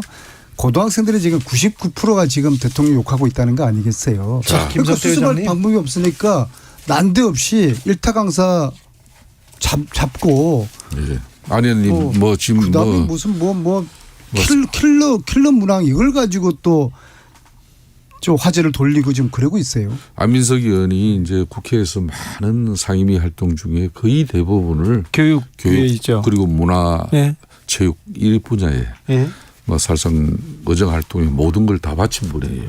초지일관. 뭐 본인도 교육학 박사로서 상당히 전문적인 지식도 높게 평가합니다. 교수 출신으로. 그렇습니다. 그런데 말이에요. 이 사교육 어정도 높은 수능 초고난도 문항 출제 금지. 이건 어느 당의 말입니까? 이게요. 좀 전에 제가 사교육 어정도 높은 수능 초고난도 문항 출제 금지. 이 문구는 언뜻 보면은 윤석열 대통령의 발언같이 보이지만은 사실상 민주당이 지난 대통령 선거 때 그 발표한 정책 공약 지배 수립된 내용입니다. 이 내용이 똑같은 내용을 이번에 윤 대통령이 짚은 건데 이걸 민주당은 연일 뭐 대통령 정부를 뭐 비판하면서 심지어 정책내 최고위원 같은 경우는 이러면 안 되는데 고작 5년짜리 대통령이 겁도 없이 무대포 복주를 하고 있다. 해괴한 난동이다. 무능한 아마추어 같은 이런 거친 말을 다 동원해가지고 지금 윤석열 정부의 이 지금 현재 초고난도 문항 즉 킬러 문항 이 출제 금지본에 비판하고 있는데 주 기자님. 요 저변에는 말이에요. 이 사교육 시장 이 문제는 사실 민주당이 저렇게 엄청난 지금 현재 폭격을 가하는 이유가 있어요. 이게 왜 젊은 층들이 지금 결혼을 갖다가 이렇게 잘 하지 않으면서 이게 가정경제의 모든 비용 중에 절반이 사교육비로 나갑니다. 이 사교육비를 줄이는 것은 민주당 정권에서도 과제였어요. 번번이 실패했을 뿐입니다. 그걸 윤석열 대통령께서도 왜 정상적인 뭐 학교 수업 잘 들으면은 수능 시험에서도 일정 부분 성적 낼 수 있는 거 가지고 왜 이 킬러 문화인 걸 만들어 가지고 그걸 그런 문제집을 개발한 친구들이 또 그걸 갖다 팔아먹고 그걸 또 사교육 시장에서는 배를 채우는 그런 수단이 돼버린 것이고 그렇게 해서 사교육 재벌이 탄생한 것이고 그런 사교육 재벌계의 몇몇이 사실상 민주당의 현역 원도로 활동하고 계신 분도 계십니다. 그렇기 때문에 지금 현재 민주당은 지난번 문재인 정권 때 또 이거는 불과 작년에 민주당 대선 후보 이재명 대표의 공약이 있는데도 그 공약을 이렇게 또 비판을 해버린다는 거죠. 김성태 의원님도 윤석열 대통령이 교육 전문가라고 인정하십니까? 저 언제 교육 전문가라고 그랬어요? 그 교육 전문가는 아니죠. 제가 교육 전문가는 안민석 의원께서. 국힘에서 정책위원장이 교육 전문가라고 대통령을 그렇게 짙게 세웠고요. 교육부 장관께서도 대통령에게 교육을 많이 배운다라고 이야기를 하셨으니까 완전 윤석열 대통령을 벌구성이 임금님으로 만든 거예요. 좋습니다. 교육 전문가 윤석열 대통령께서 사교육을 잡겠다고 나섰습니다. 응원하겠습니다. 이왕 나섰으면은 사교육 잡는데 한번 직을 한번 걸어보십시오. 만약에 대통령께서 역대 정권도 하지 못한 전두환 대통령도 잡지 못한 이 사교육을 잡는다 그러면 국민적 영웅이 될 텐데요. 그런데 제가 볼 때는 대통령의 이번 이 한마디로 이번 여름에 사교육 시장 특히 대형 학원이 대박이 날 것이에요. 킬러 문항이 없어진다고 난이도 문제가 해결됩니까? 닌자 문항이라고 있어요. 그러니까 교과서 안에서 내대 가령 8만 대장경 경판이 몇 개입니까? 이런 8만 문제. 개예요. 8만 몇십 개겠죠. 8만 몇천 개 아닌가요? 문제가 그렇게 나오는 거예요. 8만 1,350. 네. 이걸 시험 문제 낸다고요? 1번 8만 1,352권, 2번 8만 1,350권. 이게 이제 닌자 문항이에요. 이런 건 그러니까 교과서 장난치는구나. 안에는 있는데 이런 건 정말 안 찌질한 문제를 난이도를 변별력을 높이기 위해 가지고 이런 문제를 또 내게 된단 말이에요. 그래서 아마 이번 여름에 수험생들은 이 닌자 문항에 대해서 닌자를 잡기 위해서 또 사교육을 받게 될 저는 안민석 의원께서 교육 전문가니까 제가 한 말씀 드리면은 이 교육 문제를 정쟁의 영역으로 끌고 들어가려고 하는 그런 민주당 내부의 그런 선동은 더 이상 계속돼서는 안 돼요. 이 킬러 문항은 한마디로 사교육 이권 카르텔이 뿌리낼 수 있게 그런 하는 기반이었어요. 그리고 민주당은 이걸 묻지마 반대로 개혁의 발목을 잡으면 저는 안 된다고 봐요. 제가 한때 기억을 합니다. 1900 그때 아마 89년도 그때일 겁니다. 그러니까 그때 이제 전두환 때 이때 학원하고 가해를 갖다 전면 금지시켰잖아요. 이걸 풀었어요. 네. 풀고 나니까 이게 사교육 시장에 엄청 그냥 불이 붙었는데 그때 이제 학생운동하고 일부 민주화운동 그 선수들 중에서는 그 취업 기회를 갖다 지때 대학 졸업하고 못 해가지고 그냥 백수가 되신 분도 있고 뭐 이래가지고 이분들이 생계를 위해서 쉽게 말하면 가해 시장 이 학원에 뛰어드는 분들이 많아요. 네, 있죠. 그렇게 해서 성공한 사람들이 정봉주 정청래 지금 최고위원 그리고 박정희원 이런 분들 아닙니까? 그렇게 막 그런 시절에 그렇게 시작한 거라면 이해가 되는 건데 지금은 이게 쉽게 말하면 사교육 이 어깨를 갖다가 좌파가 장악해서 이런 카르텔 형성하고 있다는 국민적 의혹이 있다면은 이걸 뿌리도 뽑아야 사교육 시장이 정상화 되지 않겠습니까? 그리고 학교 교육이 정상화되는 거죠. 왜 이 사교육이 특히 가해받고 학원에서 이 킬러 문항을 풀지 못하면은 수능 시험에서 좋은 점수를 받지 못하는 이 암울한 출제 방식을 언제까지 그냥 둘 거냐고요. 그걸 문제 제기를 하는 대통령을 보고 이걸 오만방장하고 한마디로 무식한 사람이면 뭘 안다고 이런 식으로 갖다 들이대면 안 되는 거죠. 그러니까 사교육을 잡겠다는데 반대할 사람 없을 테고요. 그렇죠. 킬러 문항을 폐지하는 거는 이재명 후보의 공약이기도 했고요. 네. 근데 그것도 반대하는 사람 없을 거예요. 지금 수능 5개월 앞둔 시점에서 이 폭탄을 투여한 게 그 시점에 이제 문제가 되는 거예요. 그 진작 여러 개 시점과 말씀을. 형식에 문제가 있으면은 내용까지도 왜곡이 되는 겁니다. 그 의도가 오해를 받게 되는 것이죠. 네.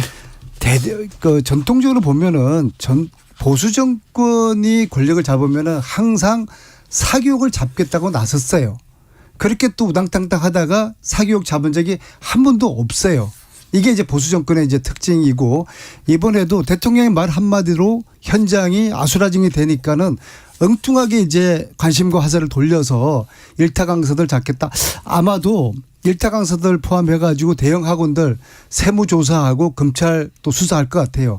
사교육을 검찰이 범인 잡는 방식으로 때려잡는다 그래가지고 사교육이 잡히겠습니까? 교육이라는 것은 100년 대계라고 하지 않겠습니까? 아니, 제가 노동 현장에서 80년도, 90년도, 2000년도 초반기만 하더라도 뭐가 이슈였습니까? 노동운동의 한 축은 임금 인상만 이야기한 게 아니라 기업 경영의 투명성을 그때 주창을 했어요. 기업 경영이 투명하고 회계가 밝아져야 고용 안정이 이루어지고 또 오너들이 기업 돈 빼돌려 가지고 엉뚱한 짓도 안 한다. 그래야 우리 기업이 탄탄해진다. 노조에서 그때 그래서 요즘 기업 회계 경영은 투명해서 맹경을 갖다 댔어. 그런데 이 학원 쪽 이쪽에 지금 학원 사교육의 큰 손들이 누굽니까?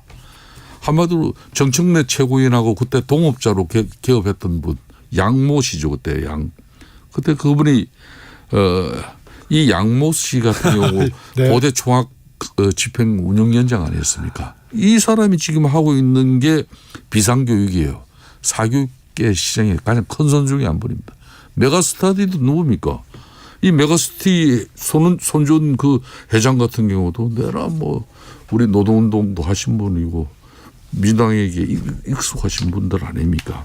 이런 분들이 지금 현재 사교육 시장을 갖다 전부 장악해 가지고 이런 식으로 지금 현재 킬러 문항을 계속 존치시키는 그런 학원가의 나쁜 가능을 유지하겠다. 이건 저는 맞지 않는 것 같아요. 아니 킬러 문항을 폐지하는 것을 저희들이 반대하는 거 아니라니까요. 이건 안민석 의원이 들고 나오세요. 이 시점에서 이런 폭탄을 터뜨리는 게 이렇게 해서 수험생들을 혼란과 불안에 빠뜨리는 게 이게 과연 바람직한가? 그러면 또다시 수험생들은 불안한 나머지 또다시 학원을 찾게 될 거예요. 사교육을 더 증가시키는 지금 그런 5개월 결과를 초래하는 앞두고 겁니다. 윤석열 대통령이 문제 제기한 게 아니고 작년 11월부터 교육부 쪽에다 하늘님께서 이런 문제 바로 잡아라. 자사고 국제고를 유지합니까? 왜 유지합니까? 특목고를 유지하면서 사교육비 문제 삼으면 앞뒤가 안 맞습니다. 얘기하시고 황태웅님은 사교육비 때문에 너무 힘듭니다. 여야 없이 대책 세워야 합니다. 김성태 의원님 말이 맞아요. 얘기합니다. 1248님 아니 수능이 다가오는 이 시기에 변동 얘기를 하니까 답답하죠. 학생들은 어쨌든 공교육 정상화, 사교육비 경감 여기에 대해서는 모든 국민이 동의하고 모든 정부가 외쳤습니다. 이슈가 된 만큼 이쪽 그 교육 개혁을 위해서 공교육 정상화를 위해서 몇 발짝 이렇게 갔으면 좋겠습니다. 아무튼 학생들을 불안하게 하는 것도 불안해하는 거 혼란에서는 건져줘야 됩니다. 마지막으로 이 얘기 좀 할게요. 다른 얘기 더 하고 싶었는데 신당 창당이 가능할 것 같습니까? 일단 기본적으로 태영호 거기에 이준석 두 분은 공천을 못 받는 것 같아요. 그래서 신당 얘기가 나옵니다. 그리고 민주당 주변에서도 조국 김남국 손잡고 신당 만든다. 이건 그 가능성 적다. 그렇더라도 그런 얘기도 나옵니다. 먼저 김성태. 예.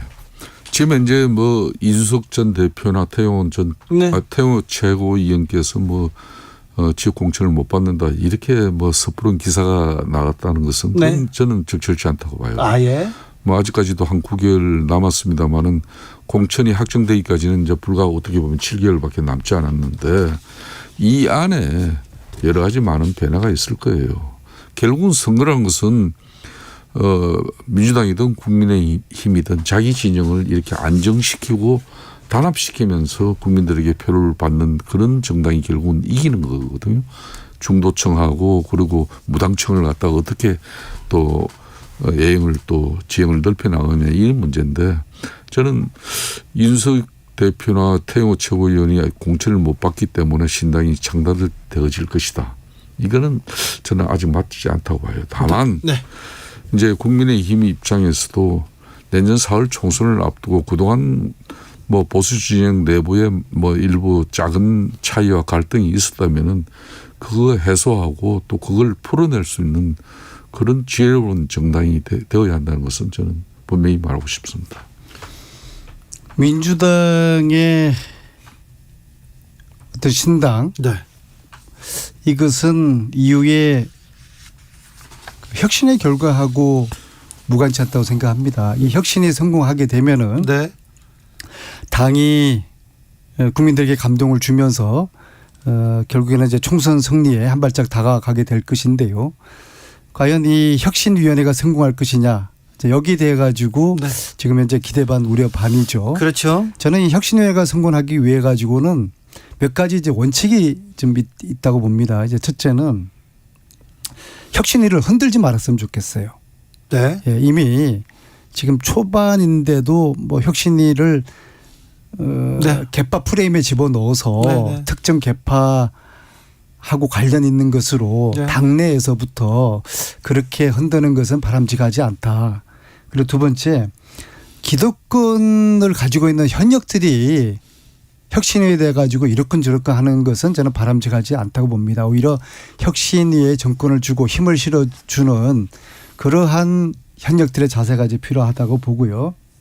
그래서 이 정말 피가 철철 날 정도의 혁신이 성공하게 되면은 이제 민주당이 더욱더 견고해지고 총선 승리를 위해서 이제 앞으로 가는 그런 상황이 되면은 신당이 출혈 가능성도 없죠. 그리고 특히 요즘 특정인을 거론해가지고 그분들이 신당을 만들 것이다 그런 이야기가 들리는데 그것은 제가 볼 지금 현재로서는 거의 소설에 가까운 그런 가상 소설이라고 봅니다. 조국 친구 안민석 소설에 가깝다 이렇게 얘기할게요. 제가 한 말씀만 드리면요.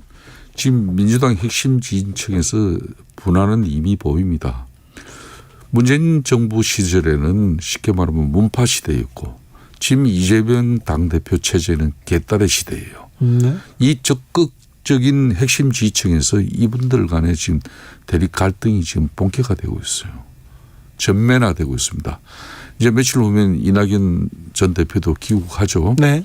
그러면 호남 순회주의를 주창할 이낙연 대표와 또 문파의 중심축으로 떠오르자 하는 이런 조국 선수 이런 분들이 결국은 이재명 당 체제에서 일정 지분 내년 총선에서 지분 확보가 이루어지지 않으면은 민주당도 걱정될 부분이 많은 거고요. 우리 국민의힘 입장에서는 제일 큰 우려라 그럴 수 있는 검사 공천. 네.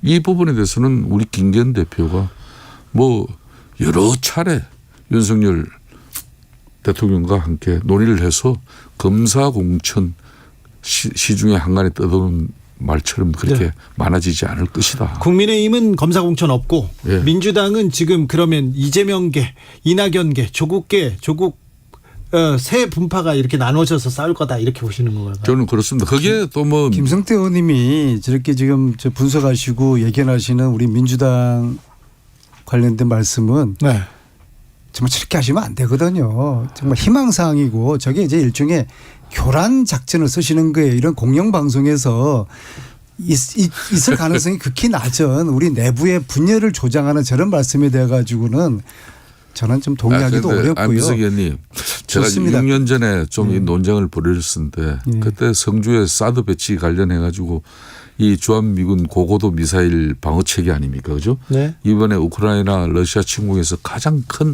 핵핵한 공을 세우는 게 러시아가 아무리 싸대도 미국이 사드 받고는 우크라이나가 방어를 하고 했대. 그런데 이 전자파 때문에 다 죽는다 그러는데 6년 만에 이 결과가 나왔지 않습니까? 그때 사드 전자파 그 측정 최대값이 인체에 미치는 기준이 530분의 1밖에 안 돼요. 그러니까 후쿠시마 오염수라든지 이번에 또 이 킬러 문항 가지고 수능 엉망될 것이다. 이렇게 계단 버티는 것은 맞지 않은 거. 이걸 안민석 의원께서 좀 민주당이 바라잡아 주시면은 아마 민주당이 내년 총선에서 좋은 민주당을 위해서 지금 얘기해 주시는 거군요. 저희들은 지금 이제 혁신에 이제 집중을 해야 될 시간이 왔고요. 예. 그다음에 귀당에서는 후쿠시마 오염수 이것이 저는 커다란 재앙이 되고 쓰나미가 될 거라고 저는 봅니다. 네. 그래서 이거 잘 막아주시고요. 네. 그다음에 당분은 수능 그만하세요. 관련돼 가지고 폭탄을 던지시는 이 대통령을 막아주셔야지 대통령을 벌거숭이 임금님으로 이게 지금 실화가 되고 있어요. 안민석 의원님 이렇게 쓰시면 안 됩니다. 의원님, 만약에 대통령이 수능 발언하시지 않으셨으면요 민주당은 더 곤란하셨을 텐데 그런 생각도 해봅니다. 여기까지 하겠습니다. 김성태, 안민석, 김성태 두 분 감사합니다. 예, 감사합니다. 네, 고맙습니다. 교통정보센터 다녀오겠습니다. 김민희 씨. 네, 시각 교통 정보입니다. 먼저 경부고속도로 부산 쪽으로 한남에서 서초 사이로 차가 많고요. 죽전에서 신갈 분기점, 더 지나 회덕 분기점 사이로도 각각 더디게 지나고 있습니다. 김천 부근 갓길에서는 고장난 화물차를 처리하고 있습니다. 서해안고속도로 서울 방향 서평택 분기점에서 화성 휴게소 사이로 차가 많고요. 비봉에서 용담터널, 더 지나 일찍 분기점에서 금천 사이로 막힙니다. 그리고 매송 휴게소 부근 2차로 에서는 승용차 관련 사고나 처리를 하고 있습니다. 영동고속도로는 강릉 쪽으로 반월터널에서 둔대 분기점 사이로 정체인데요. 이 횡성 부근 3차로에서는 승용차 관련 사고나 처리 중에 있습니다. 지금까지 KBS 교통정보센터였습니다.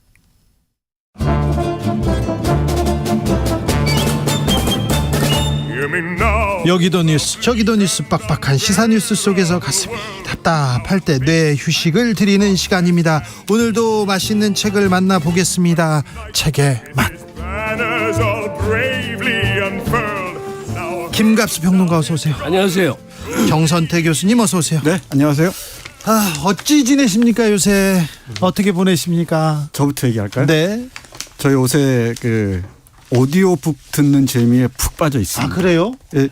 책을 넘겨야 된다는 분이 오디오북 얘기도 하셨어요. 그건 그 매력은 있고 종이책 매력도 있지만 오디오북 매력도 요즘은 대단한 것 같습니다. 그래요?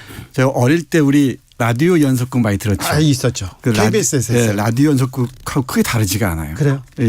우리가 박경리 선생의 토지를 듣기 시작했는데 아마 장장 480시간쯤 될 겁니다. 지금 한 60시간쯤 들었는데 60시간이요? 너무 재미있어요. 아, 그래요. 저는 토지 항상 2편, 3편에서 항상 실패하거든요. 그러면서 또 그 다 읽으신 분들 존경한다고 생각하는데 그게 가능합니까? 5권 들어갔습니다. 이게 아, 그래요? 22권인데 그런 생각을 해요. 들으면서 어린 시절 생각이 나서 우리 어머니하고 같이 들었으면은 이 추임새 넣으면서 참 재밌었겠다. 그러네요.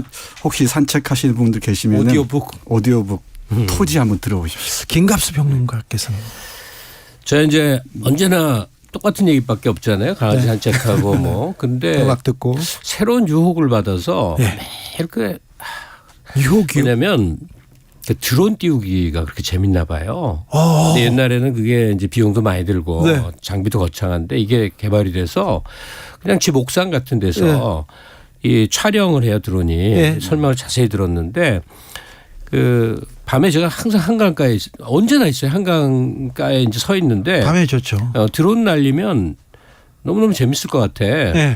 근데 비용을 대충 추산해 보니까 뭐 웬만큼 감당하는 거예요. 싼 것도 있어요, 요새는. 네, 100만 원대들. 네, 진입 장벽이 이렇게 낮아졌습니다. 그래서 내가 살아왔던 강변의 이모저모를 촬영도 하고 날리는 재미도 누리고 그래 볼까 하는데 뭘 엄두를 잘 못 내, 새로운 걸. 매일 생각한다고요. 아, 그래요? 드론에 대한 유혹이다. 유혹이라는 단어가 마음에 걸립니다. 네. 드론 자격증도 있지 않나요? 저가품들은 자격증 필요 없대요. 자, 오늘은 어떤 책 볼까요? 오늘은 김갑수 선생이 고르셨습니다. 네. 정호승 시집 슬픔이 택배로 왔다. 슬픔이 택배로 왔다. 정호승의 신간입니다. 저도 나오자마자 바로 봤는데요. 좀 따뜻한, 그리고 이렇게 또 뭐라고 해야 되나요? 좀 안아준다는 듯한 그런 생각을 항상 갖게 됩니다. 정호승 시에서는요. 그러니까 그 구조가 복잡하고 해독이 잘 안 되지만 또 의미가 있는 그런 시들도 분명히 있어요. 네. 그런데 사실은 우리가 마음을 적시는 유행가 한 귀절처럼 시가 그렇게 다가오는 수가 있잖아요. 그러면 이번 제가 소개하고자 하는 시집은 정호승 선생의 데뷔 50주년을 기념하면서 신작을 모아서 낸 건데 그렇게 우리가 그 일상에 얘기하듯이 따뜻한 시가 있는데 정호승 시인이 대표적인 사람이란 말이에요. 그래서 꼭 상기하고 싶어요. 그러니까 그런 시인들이 있어요.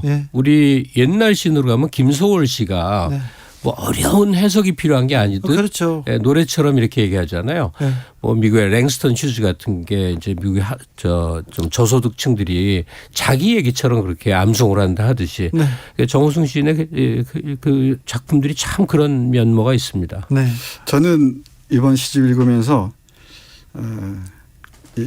나이 들어서 쓴 시가 점점 좋아져요. 그래가 황동규 선생이나 마종기 선생의 시들이 그렇듯이 이게 이 데뷔 50주년이라는데 정호승 시인이 지금 72세? 우리 나이로 73세? 50년생이니까. 그러니까 70이 넘어서 쓴 시들이잖아요. 여기에 제목이 낙자가 들어가는 게 6편이 있습니다. 낙과, 낙곡, 낙수, 낙법, 낙석, 낙심. 이게 다 떨어지는 것. 이게 죽음과 관련되겠죠. 떨어져서 다시 그 대지로 돌아가서 순환한다는 것. 그러니까 늙음과 죽음과 사랑의 문제에 깊이 파고드는 그런 시입니다. 그러다 보면 기억도 당연히 떠오르게 되겠죠. 뭐 잔잔해서 좋습니다. 잔잔해서 좋죠. 일단 읽어보면 더 좋습니다. 한 작품씩 좀 부탁드리겠습니다.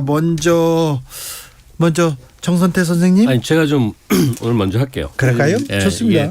이 시 때문에 제가 고르게 된 거니까 표제작 택배예요. 택배. 그러니까 이 시집 제목이 슬픔이 택배로 왔다고 이게 담겨 있는 게 택배입니다. 택배. 슬픔이 택배로 왔다. 누가 보냈는지 모른다. 보낸 사람 이름도 주소도 적혀 있지 않다. 서둘러 슬픔의 박스와 포장지를 벗긴다. 벗겨도 슬픔은 나오지 않는다. 누가 보낸 슬픔의 제품이길래 얼마나 아름다운 슬픔이길래 사랑을 잃고 두 눈이 멀어 겨우 밥이나 먹고 사는 나에게 배송돼 왔나? 포장된 슬픔은 나를 슬프게 한다. 살아갈 날보다 죽어갈 날이 더 많은 나에게 택배로 온 슬픔이여.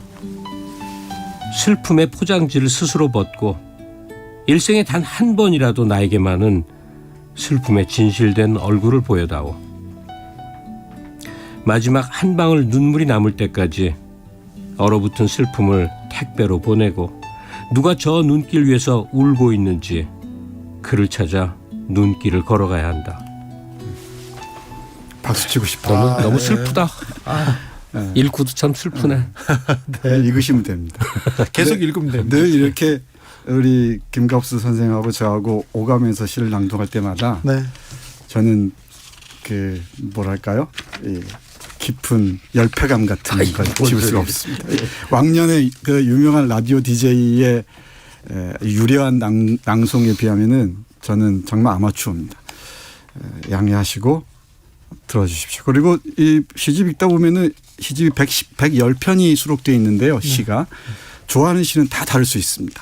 그러니까 어떤 시가 좋은지 여러분들도 직접 한번 가려보시기 바랍니다. 좋아하는 시가 다 다를 수는 있는데 분명 좋아하는 시를 만나게 됩니다. 네, 만나게 그건 됩니다. 확실합니다. 한 편이든 아니면 몇 줄이든 저는 빈집이라는 시입니다. 빈집. 빈집에는 빈집이 산다. 빈집에는 빈집에 가난한 가족들이 산다. 장독에는 깨어진 고추장, 된장 항아리가 서로의 어깨를 어루만져주고 안방에는 이불장이 이불을 자꾸 개켜주고 벽시계는 잠시 휴식의 시간을 취하고 옷걸이는 아직 바지와 티셔츠를 걸어놓아 빈집에는 사랑하는 빈집의 가족들이 산다. 거미가 찬장과 부뚜막 아래로 거미줄을 치고 개미와 귀뚜라미와 어린 쥐들이 아궁이를 들락거리며 서로 다정하다. 비가 오면 빗물이 마루 밑으로 들어오고 눈이 오면 눈송이가 마당에 켜켜이 쌓여 빈집은 빈집임으로 아름답다. 나는 이제 빈집으로 돌아가는 일만 남았다. 사람도 빈집이 되어야 아름다움으로. 아름다운 빈집이 되기 위하여 나를 기다리는 빈집으로 돌아가야 한다. 빈집. 좋죠. 여러 가지 의미가 깃들어 있는 것 같습니다. 이번 시집은요. 확실히 이렇게 인생을 정리하시는 이렇게 회고하시는 그런 작품들이 많았던 것 같아요. 노숙하다 말 쓰잖아요. 이 나이 듦의 아름다움, 그 숙성된 잘 발효된 향기 같은 것들이 가득합니다. 네, 저도 그 작품 중에 아까 낙자가 많이 들어갔다고 했는데 낙과 제가 한번 읽겠습니다. 그래요. 낙과. 내가 땅에 떨어진다는 것은 책임을 진다는 것이다. 햇빛에 대하여, 바람에 대하여, 또는 인간의 눈빛에 대하여. 내가 지상에 떨어진다는 것은 사랑한다는 것이다.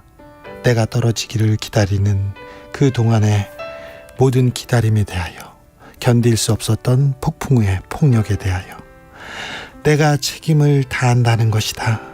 사랑한다는 것은 책임을 지는 것이므로 내가 하늘에서 땅으로 툭 떨어짐으로써 당신을 사랑한다는 것이다.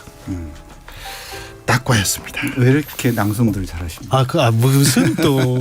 자, 김갑수 선생님 한 편 더 읽어주십시오. 아니 근데 지금 낙과 읽으면서 속으로 떨어지는 것에 대한 얘기를 했잖아요.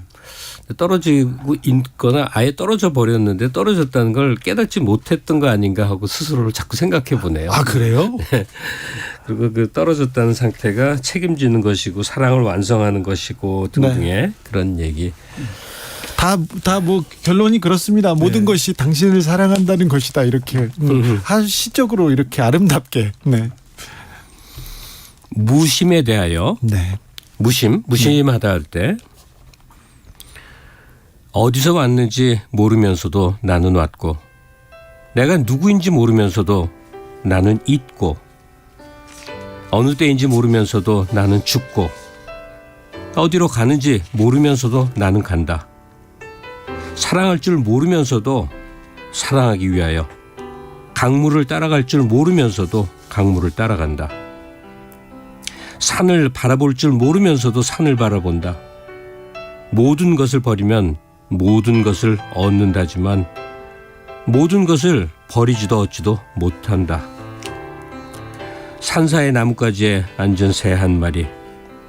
내가 불쌍한지 나를 바라본다. 무심히 하루가 일생처럼 흐른다. 네, 또 무심, 삶과 죽음. 아마 이 시에서는 아름다운 죽음이 대한 죽음이 아름다울 때 인생도 아름답다는 얘기를 자꾸 하는 것 같습니다. 네. 그게 또 나가 당신이기도 하고요. 근데 온 세상의 사람들이 무심, 마음의 평정 상태에 대한 충고를 하지만 왜 이렇게 일생 동안 이게 어렵죠? 잠시 이 무심의 평정 상태에 돌입했다가도 네. 계속 뭐가 찔러오잖아. 욕망이 찔러오고 정치가 찔러오고 뉴스가 찔러오고. 저는 명상이 그렇게 어렵습니다. 앉아서 아무 생각 없이 좀 편안한 상태를 지니는 게 너무 힘들고. 30분 하기 엄청나게 어려워요. 네. 그리고 여기 이 시에 보면은 먹는 얘기도 빠지지 않습니다. 네. 서울형 노숙자와 함께하는 김밥. 또 우리 어린 시절 얘기하면 짜장면 또 빼놓을 수가 없죠. 예. 우리 천명관 소설 얘기했었는데 나의 삼촌 브루스리의 그 삼촌이 북경 반점의 배달원이기도 했었습니다. 네. 또 하나 죽순을 먹는 얘기가 나오는데 저는 이 죽순을 먹으며가 꽂혔습니다. 네. 네. 읽어보겠습니다. 죽순을 먹으며. 죽순은 어머니인 뿌리를 두고 어떻게 대숲을 떠나올 수 있었을까? 땅속 깊이 뿌리를 뻗던 어머니의 바람대로 인내의 마디마디를 높여 나라를 구하는 죽창은 되지 못하고 왜 이 봄날에 어머니를 떠나 가늘게 쪼개지고 데쳐지고 초무침이 되어 배고픈 나의 저녁 식탁을 찾아온 것일까? 자식을 먼저 떠나보내는 일이 어머니의 가장 큰 슬픔인 줄 모르고 어머니보다 먼저 떠나는 것이 세상에서 가장 큰 불효인 줄 모르고 나 같은 죄 많은 인간에게 무엇을 헌신 공양하고자 하는 것일까? 나는 행복할 때 행복에 매달리고 불행할 때 불행에서 멀리 도망쳐 아직 인간이 되지 못하는데 미안하다. 오늘도 흰 피를 흘리며 죽음을 두려워하지 않는 죽순을 먹으며 댄잎을 스치는 바람 소리를 듣는다. 멀리 대꽃 피어나는 소리를 듣는다. 이 먹더라도 이 정도의 이야기들은 상상하며 먹으면 어떨까 싶기도 합니다. 네, 그렇습니다. 하나 더 읽어주세요. 아니 이제 글 있잖아요. 네. 문학 작품이든 뭐든 네. 그럼 두 종류로 전혀 엉뚱한 두 종류로 나눈 게 있어요. 네. 와, 나는 도저히 저런 건 쓸 수가 없구나. 엄청난 그 문필력 때문에. 반대로 야, 나라도 저렇게 쓸 수 있을 것 같은데 해볼까? 이런 충동을 주는 거. 네. 그러니까 둘 다 위대한 작품이에요. 네. 그렇죠. 그러니까 정우승은 어느 쪽이었어요? 후자죠, 후자. 두 번째인데 그게 또 어렵죠. 그게 어려워요. 바로 그거죠. 네. 그래서 무슨 생각이 드냐면 개인 출판물 내는 게 대유행인 거 아세요? 요새도 그렇죠. 예. 네. 그러니까 뭐 파일로도 만들 수 있고 네, 네, 종이도 하는데 네.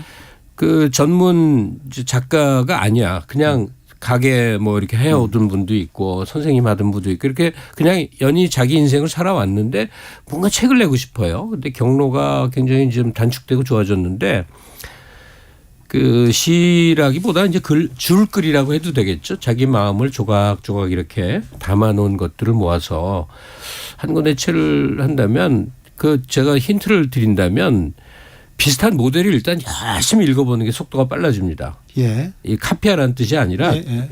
정우승 시인을 열심히 읽으면 자기 개인 시집 내기에 아주 좋다고요. 그 얘기를 하는 겁니다. 네, 그 주문형 출판이라고 해서 많아요. 많이 비용도 아주 네, 싸고 그런 것 같습니다. 네. 그것도 큰 의미가 있습니다. 그럼요. 자기 이름으로 책을 한 권 남기는 거. 네. 굉장히 큰 의미가 그게 있습니다. 주의 선물을 보통 그렇게 하는데 네, 좀 명함 돌리는 것보다 그게 훨씬 나을 것 세상에 같아요. 어떤 선물 중에 자기 얘기 이렇게 담아서 책자로 만들어 주는 것보다 큰 선물이 있겠냐고요. 그러니까요. 네.